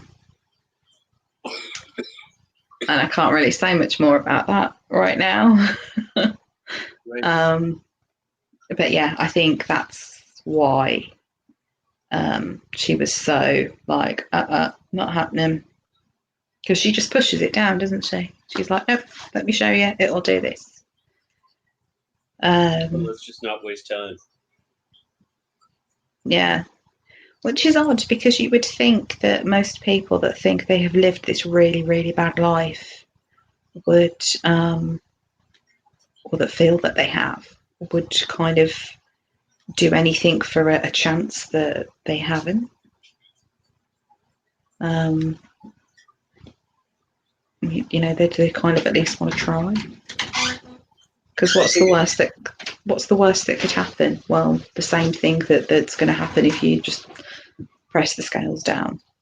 Bye, Bobby. See you Friday. Oh, bye, Bobby. I'll be back in 2 seconds. Night, fine. One thing I really loved is the monologue that Anubis delivers about death is not a debate. It's not a discussion. Do you know how many people have tried to buy me off with gold and love and all this, and it he's just having none of it, and he's very clear about that. And so then we get to where he's telling her like you're gonna die, and she's pretty much like fuck you. But it's great that she gets pulled out like at that same moment that she's telling him off, basically telling this guy to death off, that the coin does its magic. Yeah. Did you notice the little, like a little golden wink in the sky, like a star as well, like she'd vanished into it? But yeah, what you were just saying, I was still listening. I was just saying goodnight to Ben because he's gone up to bed. He says to her, he says, "You're but a man, not even one I should remember." Not necessarily. And it's kind of funny the way, like he says, you're just a man. Obviously, she's not a man; she's a woman. But I think it's almost the way he says that he's like trying to make the differentiation between man as a species, Right? Because he doesn't give a shit about them enough to go beyond any classification other than the fact that yes, you're a human and that's it. And he's not. He's kind of enforcing that point. Well, I think you can give a shit about somebody and still fulfill the purpose of your job. He I guess he kind of, like when we saw him with the lady previously. Like, he seemed very caring and nice to her, but I don't know if that's maybe he already kind of knows how the feather is going to weigh up. Well, I think it's also because I can't remember her name, but since she was polite first, he was polite back. Laura was rude first. True. So he Yeah. was rude back. Could be. Yeah, I think if I were a god of death who weighed people's hearts against a feather to feed them to Septet, eater of souls, I'd probably have no fucks to give if you're nasty to me. Be like, hey, you're a captive audience. Yeah. I think the fact that he is the one who is trusted to do that is that perhaps it's because he is a very good judge of their character without the scales. Yeah. I think he would know if they were going to tip. I get that impression. I think he kind of. I don't think he's like 100% certain, but I think it's probably like he could call it, like, without having to sit and have an in-depth conversation with the person. I think perhaps he's got like some sixth sense almost about their character already before they sit down, and he takes their heart. You notice how much of the show and the book are about being able to read people? Yeah. I didn't pick that up till like the third or fourth time I read the book. But it's almost like the thread that ties everything in the book together is the ability to read people, or lack thereof. Yeah. But I suppose it's a big kind of factor on how the interactions go between characters, is whether or not they kind of get that something's going on below the surface or not. Yeah, definitely. I mean, and we have a lot of people who are very good at reading people. Shadow kind of is. At the beginning of this episode, we see an introduction to how Laura kind of is. But then we have characters like Anubis and Wednesday and the Zaryas. Yeah. I think Zernabog's just too full of bile to even bother to read anybody. Yeah. What? Is this... Hold on, I'll be right back. I'm sorry. Oh, okay. Yeah. Sorry, everybody. Talk amongst yourselves. So while John's muted, I'll kind of move on to the next scene. Really, obviously, she's been sucked back away because she does seem to just be pulled back very rapidly, which is quite a surprise for Anubis. And then we see her climbing out of her grave, and she sees this beacon of light, so she starts walking towards it. Like, she obviously remembers that she's dead because she sees Anubis later on, so she hasn't got anything better to do, I suppose, and she's following this light. And then we finally find out how Shadow ended up being saved from the children, Technical Boy's goons. He's rescued by Laura because she apparently has this superhuman strength that's come with the resurrection powers that have reanimated her, and she tears through them, which is fucking amazing. I know it's probably a bit gory for some people, but I think it's the last one that she punches. You actually, if you watch carefully, she literally punches his whole skull out with his spine attached, which is pretty graphic, but it looked incredible. You okay? Yeah. Parenting stuff. Mine have been asleep for a few hours, thankfully. So, yeah, I was just talking Well, you're about in the future, so yeah. I was just talking about the scene where Laura comes upon Shadow, like she's climbed out of her grave and followed the light that she saw. Laura the Death Machine. Yeah, with her crazy strength, and she breaks the rope very easily. Drops Shadow down, takes out all of the children. Gets walloped with a baseball bat in the. Was it a baseball bat? No, it was a crowbar. It was a crowbar. Walloped in the arm, which I think is how her arm falls off, although you don't actually see it detach. And she hides. She doesn't want Shadow to see her. Right. She's there behind the tree, covered in blood, kind of watching him get up and stagger away. And then she decides to walk off home. Yeah, And I like how they really showed the like. She just doesn't give a frack at all. Like she's walking down the street in the morning, holding her arm, covered in blood. Kicks her other shoe off, her last shoe that's flapping around. She so kicks that off as well. Yeah, how does that happen without someone seeing? But yeah, she gets home and takes a shower to wash all the blood off, puts on clean clothes, and decides she's going to try and sew her arm back on.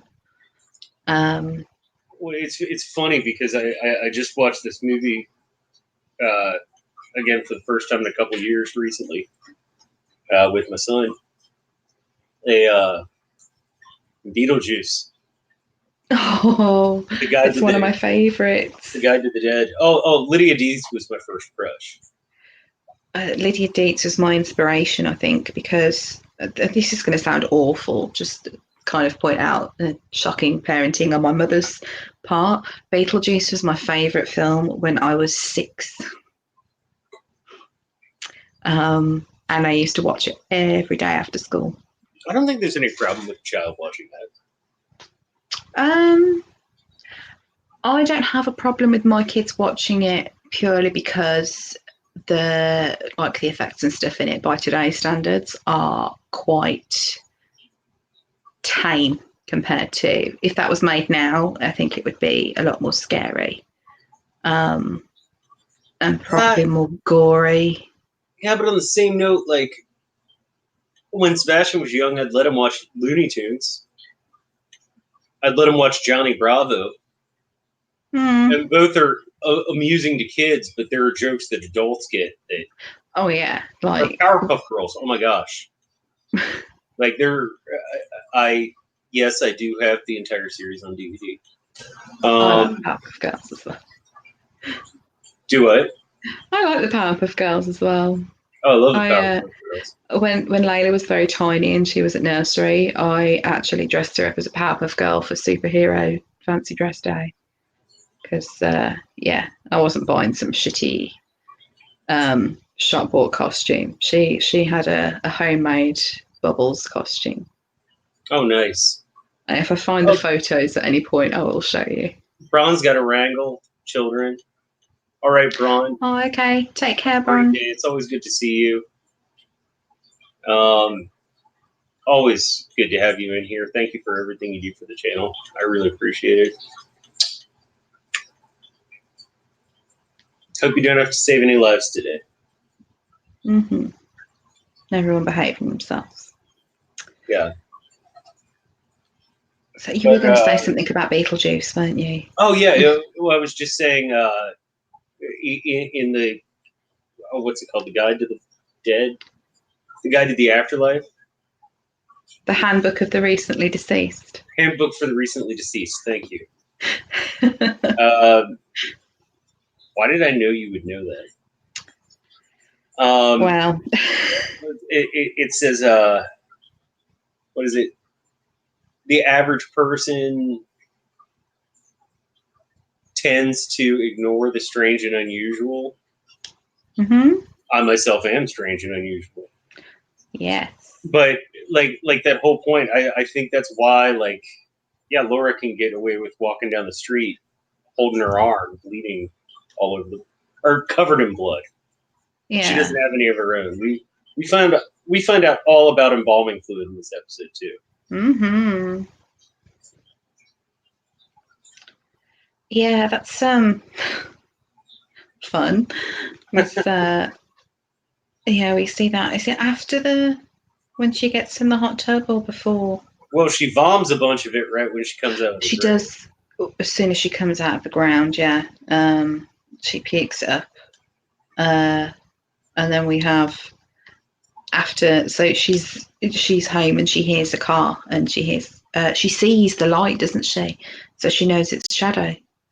And she hides again because she doesn't want him to see her yet. Right. So to hide, she goes and gets in the hot tub with her arm and kind of sits there,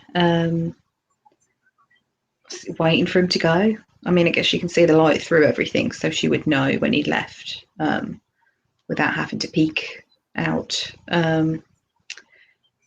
Yeah, so as much as she tried, we thought she was going to avoid it, she did end up back in that hot tub with the lid on. Yes. I think it's very symbolic. Yeah. And then she decides to go to Audrey's house for craft supplies. I just love this scene when Audrey walks in and finds her. Another character that has been so much more developed than they were in the book, and Yeah. I think I can't recall her name. The actress who plays her though is just absolutely brilliant playing that character. She is very good, but it's just she's so fucking funny. She shouts, she screams, and she says, "Get out of my house, you zombie whore!" I love it. And yeah, unfortunately, Audrey goes and locks herself in the bathroom, which is exactly where Laura needs to go right at that moment. And it's so comical that she's just like, do you know what? I know you're scared, but you know, I'm really sorry, but I'm just going to have to do this. Just sits on the loo and starts essentially shitting out embalming fluid. Which is a little bit weird because, like she said, she's like, oh, it's coming out of I think every hole I've got or something. It wouldn't just be like in her abdominal cavity. Gravity. That's not how it works. Gravity. Because she's been walking around. Yeah, but it's not like they leave puddles of it in you or anything. Yeah, I mean, that was my thought when I watched it.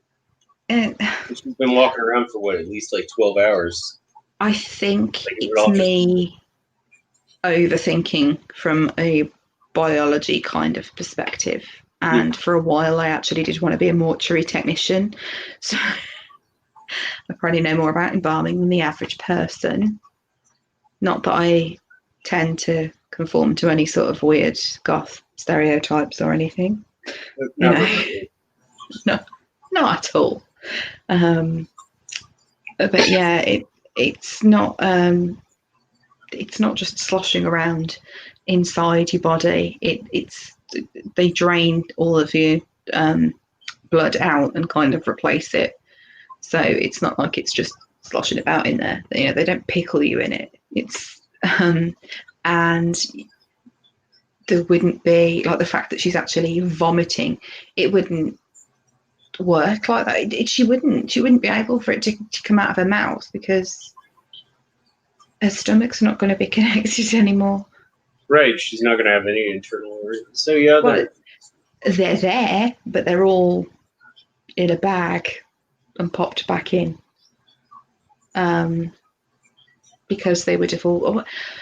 then again, no, they have to be because she's got a big Y incision. That's the thing. Like, I don't know if it's just because it was like a road traffic accident and they have to specify the exact cause of death that they would have had to do that. But generally, something like that, you wouldn't necessarily have to have an autopsy.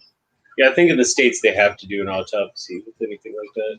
I think perhaps they do. They don't have to here. So, yeah. And it's standard procedure to embalm someone after an autopsy, but you don't have to do that either. But yeah, I think all the embalming fluid coming out is perhaps the whole thing about, she said, when you die, you rot. If all the embalming fluid's gone, she's going to rot a damn sight quicker. Which we might discuss in later episodes. But she, yeah, it's just so wrong that it's funny. And it's like, how can Audrey stay like fucking terrified in that state? Because, you know, she's running away like, because it's a fucking zombie. You know, you think she's going to kill her or whatever. And the way she comes through the door, because she's so strong, it's like no effort for her to break through the door. Yeah. And I think the shock of the fact that there's a dead person, but she's sitting on the loo, farting and shitting. How you wouldn't be able to maintain that like panicked, afraid state, because you just she stands the entire time with the curtain held up in front of her. yeah, it's pretty funny. But yeah, she accepts it very quickly, which is a little bit weird. Is Robbie dead? Is he still dead? Yeah. But I think it does go to show how close they must have been as friends, because despite the fact that, yes, there's a fucking zombie there, and the fact that she was having an affair with her husband, she still kind of just has a conversation with her. It's very strange.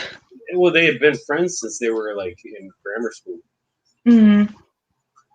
And not that it's something you particularly want to consider, but I would like to think that were my best friend to suddenly die and then be resurrected, I would, after the initial freak out, I'd sit and have a chat with her. It'd be fine.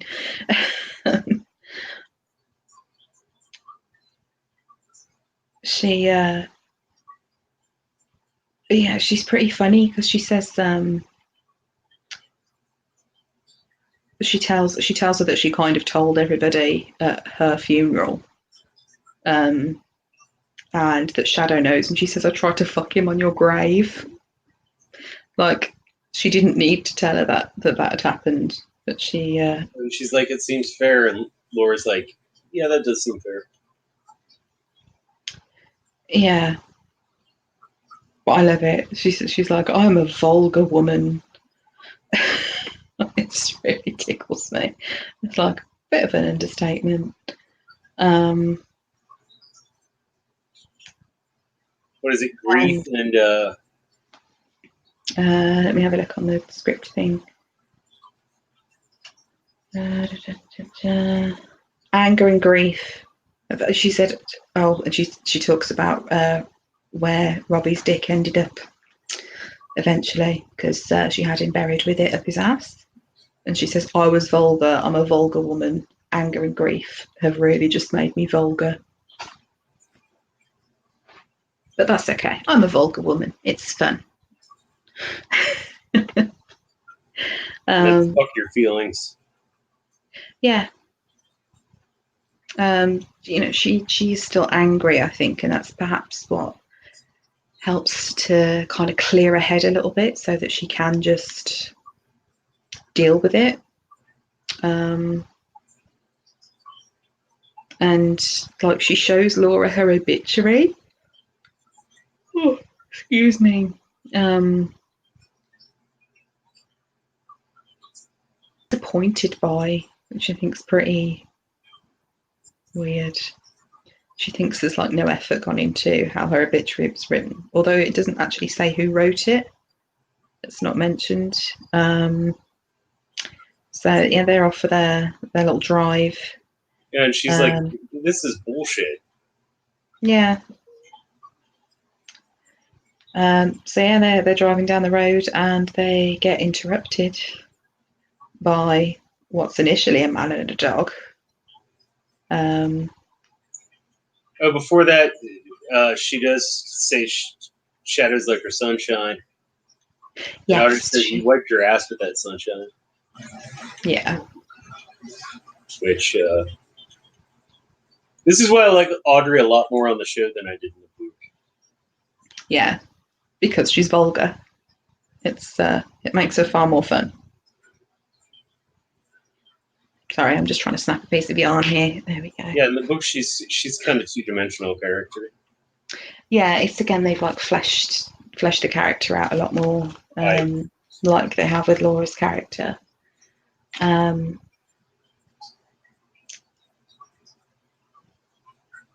yeah, it is straight after that the funeral parlour. There isn't.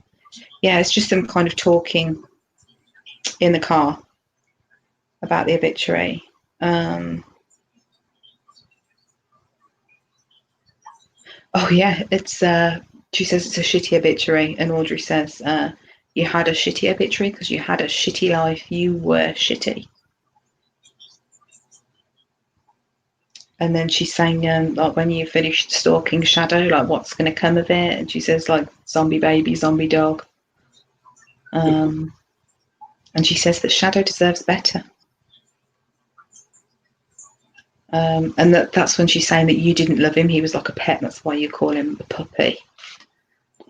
Which is, it's a very good point actually, because she does kind of treat him that way. Like I mentioned earlier, that there's a bit where she actually says, puppy, sit. I mean, that's so demeaning. Oh, agreed. Absolutely. If somebody spoke to me like that, I'd be out the door. But the worst thing is the fact that he actually does it like an obedient little dog. Right. It's kind of sad, really. But then this is where we see Mr. Ibis and Mr. Jackell, which is kind of reference to, like, we know that Mr. Jackell is actually Anubis. And if you want to know who Mr. Ibis is, then have a think about who has the head of an ibis, because that's how you're going to know. That's where they've got the names from. And they run this funeral parlour, and they say that there's been that funeral parlour there for 200 years. Being ancient Egyptian deities, though, they've been around for a lot longer than that. There really is a Cairo, Illinois. Yes, I think we mentioned that. Cairo. Yeah, they say Cairo, don't they? Rather than Cairo. And it's right at a delta. There's one of those interesting things about American geography. Yeah, it is. It's kind of. It's probably not a coincidence that they ended up there. Back in the 1930s, I want to say, there was someone who discovered, in air quotes, a bunch of Egyptian artifacts there. Oh, okay. But it's been highly speculated that it was a fraud, but it can't be proven. Just for a novelty, kind of, to... Right. Yeah, that makes sense. Yeah,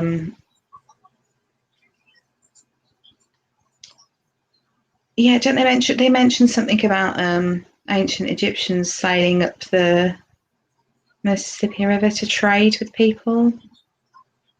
Yes. And yeah, they're not talking about a couple of 100 years ago there, are they? No, We're talking thousands. we're always talking about, how early gods came here. I mean, from the very first scene of the very first episode. Yeah. Like we've seen with the Vikings, and there's other scenes later on where we see like some interesting history of how they arrived. Like the coming to America stories are a running theme throughout the series. Oh yeah, And not just season one, in season two as well, we do have some of that.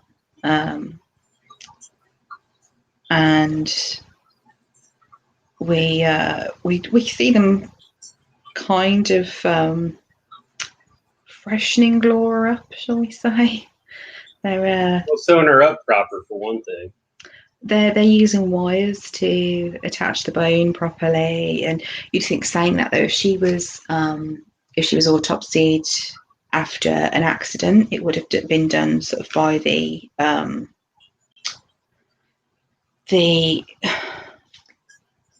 oh god, what's the word? The coroner. Coroners tend to work with police and courts and stuff, and then it's your normal mortician, which is what they do, that work with people that have died just of natural causes, or don't necessarily need any sort of autopsy as part of any criminal thing.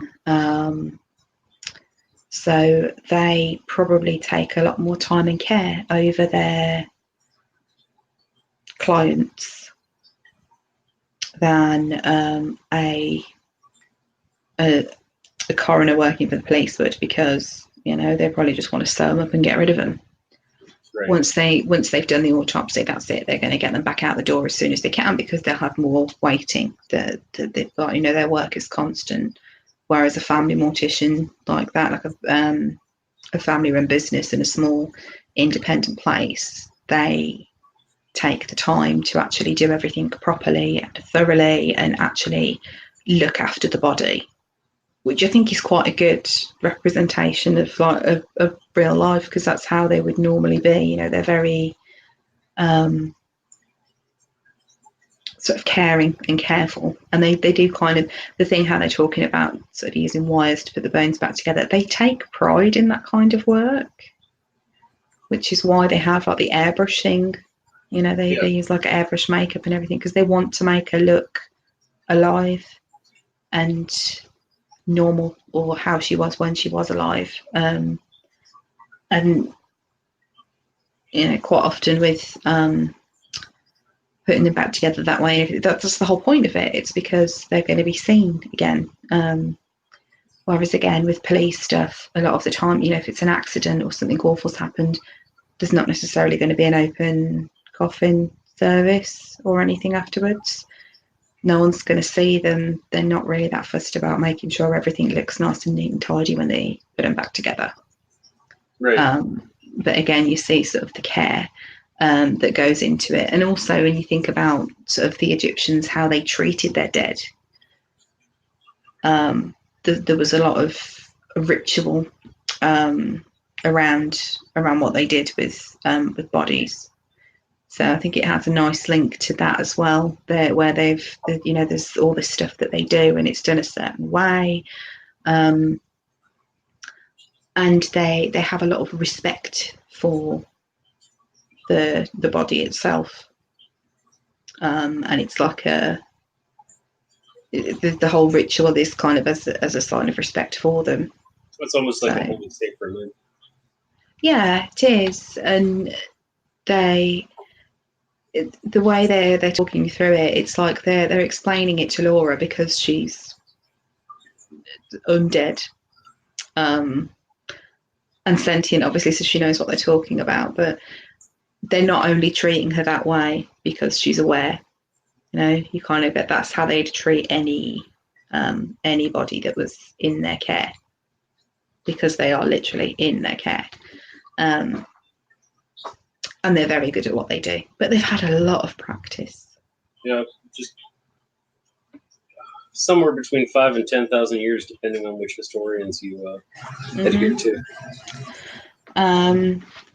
Yeah, and then we have, the whole.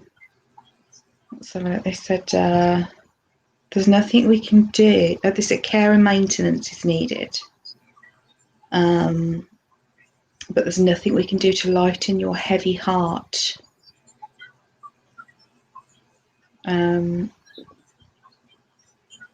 Love will always leave you at a disadvantage. Yes. And then Laura quips, I think being dead leaves me at a disadvantage. Yeah, but he said, many is the man who would take any version of his lost love rather than leave his love lost. And I think he said he'll say thank you to whatever God sent you back to him. This is Mr. Ivy's talking to her, saying these things like he's been quite nice to her, and then Mr. Jekyll's just like, yeah, and when you're done, I'm taking you back to the darkness. Like he's kind of like, you haven't escaped me, this is. Well, I don't think it's so much a threat as just like a statement of this is my job. It's just a fact. I think I started it, so I have to finish it. Yeah. And it's kind of weird because the way they treat Laura and the fact that they're not particularly shocked and they're quite happy to just put her back together gives the impression that they may have dealt with some sort of a revenant at some point previously. But you certainly get the impression that Anubis has never had that happen before. So I think if they have dealt with one before, it's been one that's like dodged someone else. But they don't seem shocked by it. Yeah. I think if you're arraigned that long and you're arraigned death that long, like nothing's really going to surprise you if it involves that sphere. No. They're just going to be like, oh, well, I've seen this before. I mean, it's been a couple thousand years, but yeah, I think did you get the impression they were looking for her when they appeared in front of the car? Oh yes, yeah, absolutely. I wonder how they found her.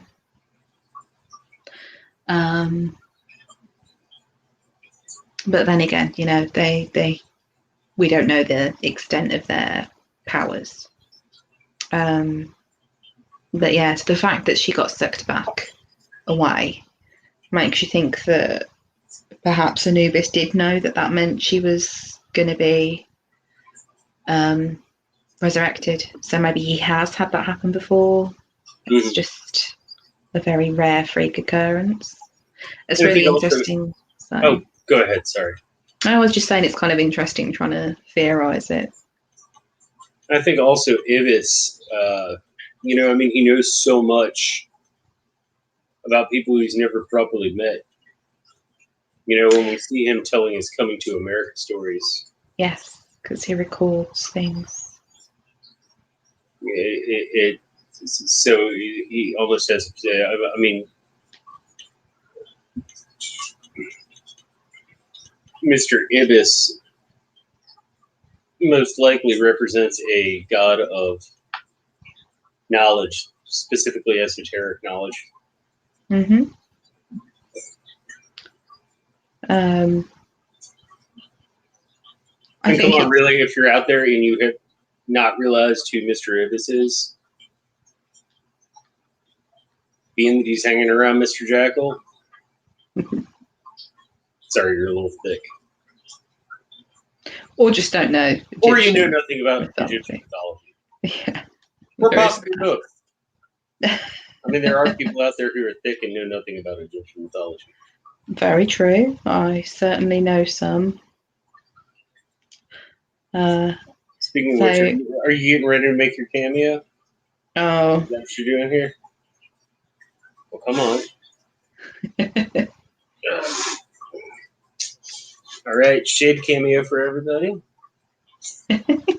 It's like, no, put me down. Go, I've been trying to get up in your lap for like 5 minutes. Yeah, and then as soon as you pick her up, she's like, no, fuck you. I do it on my terms. That's the thing with cats, though, isn't it? Yes, they want attention, but only on their terms. That tends to be the type of females I surround myself with. Oh well, there you go. You made no exception with the female cat then. No. She's the only one I keep around anymore. The rest of them I told the bugger off. Too high maintenance. God only gave me so many minutes. Oh God, that makes me sound like a horrible person. Nah, it's fine. But so yeah, we Last get to the very scene. end, the very last scene. Mm-hmm. And Laura's got the flypaper. Do you have that over there? Yeah, we have flypaper. That's disgusting. It is disgusting, but it does the job. It does, yes. It can get slightly more. What's the word? Slightly more visually appealing ones. You can get like stickers that you put on your window that just have like a flower picture on. They work the same way. They attract them and they stick to it. But it looks nicer than a thing hanging down from the ceiling. We did used to use them when we kept giant millipedes, of all things, because they were in a very large vivarium, like a completely glass one, and it had like a very thin layer of substrate in the bottom, and then just enough that they could bury themselves, but quite a lot of height, and it wasn't completely sealed around the top so that air can still circulate. However, giant millipedes eat fruit and vegetables, and fruit's only got to be in there for a couple of hours, obviously, before it starts to turn, because it's kind of warm and humid in there. So we'd end up with fruit flies in the tank, and they're not going to do any harm to the millipedes, but we don't want them in there. So we used to put. I'm a bartender. I know how disgusting fruit flies are. Yeah, so we'd put a little strip of flypaper in the top of the tank. Obviously, the millipedes couldn't get to it, so it wasn't going to injure them or harm them or anything. Just to stop the fruit flies from accumulating in there. They're disgusting. I dislike them. But we buy fruit flies in little pots to feed to our jumping spider, because he's too little for crickets at the moment. So yeah, that's gross. They're flightless fruit flies though, so it's not terrible. But yeah, Laura's flies are considerably more chunky than that. Yeah. And there's a lot of them. And it kind of goes to show, as much as they have made her look alive, that underneath it, she's very much not. And she is rotting, which is why she's attracting flies at the moment. Yeah. I bet she smells disgusting. I think they even talk about that in the book. Like, she always has to wear tons of perfume. Yeah. Well, you know what the next episode's called? Get going. No, that was this one. Oh, the next episode. The next one. Lemon Scented You. Lemon Scented You. Yes. Which, for me, might be the best episode of season 1. And, I mean, I like all of it. But I'd say either episode 5 or episode 8. For me, yeah, probably the best episodes. Yeah, and we're halfway through season 1 already. Yes. Which is... And it's all so good. I mean, by saying the best, I mean, we're talking marginal fractions. Yeah, it is all good. There's not a bad episode, I don't think. And despite how much people dislike Laura, because she's not a nice person, this was still a fantastic episode. The way we get all her backstory, and the characters fleshed out more, and we get more of Shadow's backstory. It just adds so much to the overall story that we didn't get from the book. And it's nice it's almost like filling in the blanks, which I think is something that Neil Gaiman does quite well with, like, the TV things, is that he includes bits that but if they'd been written in the book, they'd have worked. They all just work perfectly with how the story is, because they're things that he could have included in the books, and perhaps he had originally written for the book, and then it was just that due to editing, they got left out. Now, your copy of the book, do you have the mass print copy, or do you have the author's original text copy? I don't know, but I will check now you've said that. Give me 2 seconds. Yeah, absolutely. And even the author's original text for anybody out there cuts a lot out. Any author cuts so much out of when they write it, because you can only fit so much stuff in. And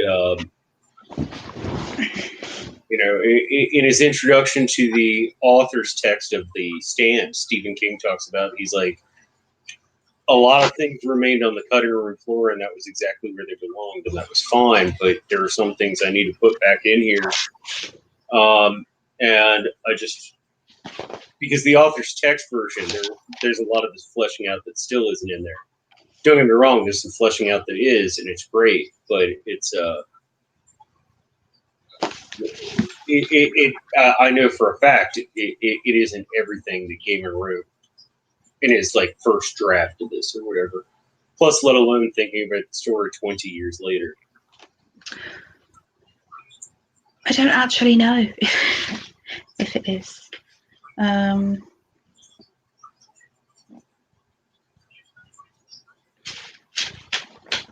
Just there's nothing in the foreword about it. Oh no, hang on. Here we are. Slightly different from the version of the book that was previously published.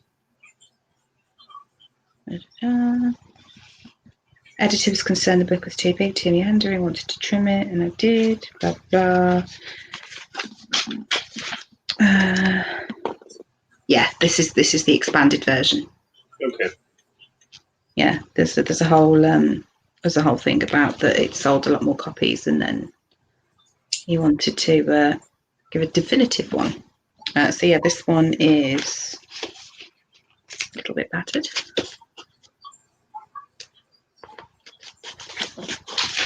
Oh, for fuck's sake.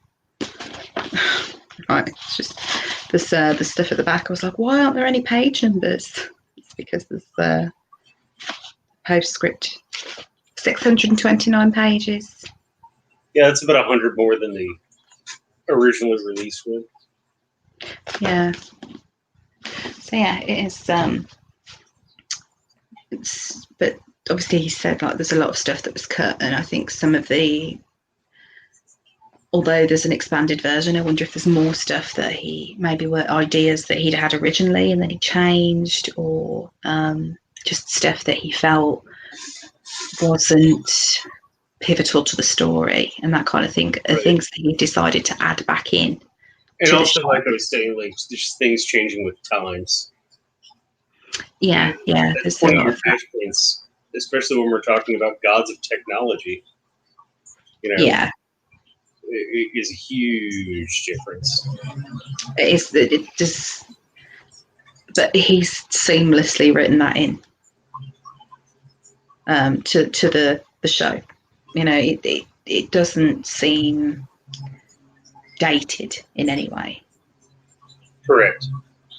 Yeah, a lot of people had concerns about that when they said there was going to be a show. Mm-hmm. They don't seem dated. So we get to the final scene after the flypaper, and Laura just sits and waits for Shadow. Yeah. And we end up right where we ended up at the end of the last episode. Mm-hmm. But we see it from Laura's perspective this time. How Shadow looks as he walks in, rather than how she looks when Shadow walks in. Right. And yeah, he's just like glowing, surrounded by all this light. Does everybody out there, either in the chat or in comments, have any thoughts about what that whole light thing might be about? But don't spoil it if you know. Yeah, don't spoil it if you know. Try and avoid the book spoilers where possible. Or show spoilers, I suppose, as well. Because we will find out at some point. And that's what I'll say. Exactly. Mm-hmm. So, final thoughts on this episode? Same thing I'm going to say every week. I forgot how good it was. And I think I've already said, every week I'm going to say that because it's been so long since I've seen them. I'd forgotten how good they were. And I'm picking up on stuff that's happened in season 2 that's been foreshadowed in these episodes. And it's only going back and watching them after you've seen season 2 when you'll really start picking up on these things. And it makes some fantastic TV because it just adds a whole extra layer to the story. Because foreshadowing's fun, and trying to spot those extra things, like I was saying earlier about like the ravens in the background. It just adds more depth to the story overall, I think. Yeah. Well, Gaiman's really influenced by Dickens in a lot of ways in his writing style. He talks about it because Dickens, a lot of people nowadays pick up a book like Tale of Two Cities and you read it as a book, whereas when it was published, each chapter came out once a month in a magazine, and he wrote it periodically. It's not like he had the whole fracking story all at once. So, Gaiman's I could think of another author who could do with doing something like that. Doyle did that. No, a current author who should maybe do that. Just release a chapter at a time and Oh, okay. I see. Leave a bit of space between them, but that would be good, wouldn't it? I do see where you're going there, but he because I think the reason that Gaiman's so good at writing episodic work is because when he was writing Sandman, he had to have an issue a month, every month, and it had to be there, and he had to learn to write episodically. He might have a grand view of how the story was going to go, but you've got to write that whole episode. Mm-hmm. And you got to write it in time to get to the artist and the letterer and the inker and the colorist and all of that. And, he said that's one of the biggest things that made him motivated to write as prolifically as he does, is having to write episodically for 9 years. Yeah. And yeah, because of that writing style, it does lend itself to a TV adaptation quite well, because you've got like these sort of natural sections that you can kind of break it up into. Yeah. But on the same note, if you need a gun in the desk in episode 12, that gun has to get put in the desk in episode 3. Yeah, but he can do that too. He's the way he described it is he's like a juggler who tosses a bunch of balls up in the air, and some of them might catch, and some of them just float around and never get brought back. It's like one of those little tricks that you do when you write things episodically. I think that's brilliantly done. What's your ranking for this week? My ranking is I'm going to go 9.3. Oh, I need to think of something. 9.3 zombie whores. Zombie whore home invaders. That's a good one. I'm going to go ahead and give this 9.9 get gones. Not huffs of get gone. 9.9 hot tub huffs. That's brilliant. Extra points for alliteration as well. Well, thank you. I do what I can. Who are you silent? Oh, wait, wrong show. By the way, anybody here's into Battlestar, stop by on Friday nights. Silent John's. Amy's one of our first-time watchers, and I believe this week, Johnny Be Crazy after his sabbatical will be back with us, which Yay! will be awesome. Will be awesome. And we also have a lunchbox on its way to somebody from that channel. Oh yeah, someone won a lunchbox last week. We gave away a lunchbox. We gotta get all the logistics worked out about that, but it will happen. So everyone, thanks for coming out. Thanks for talking about the show, giving your thoughts, ideas. Any of anything to add? No. All right. Well, everyone, have a great day. Thank you again, and we will see you soon. In the meantime, please believe. Bye.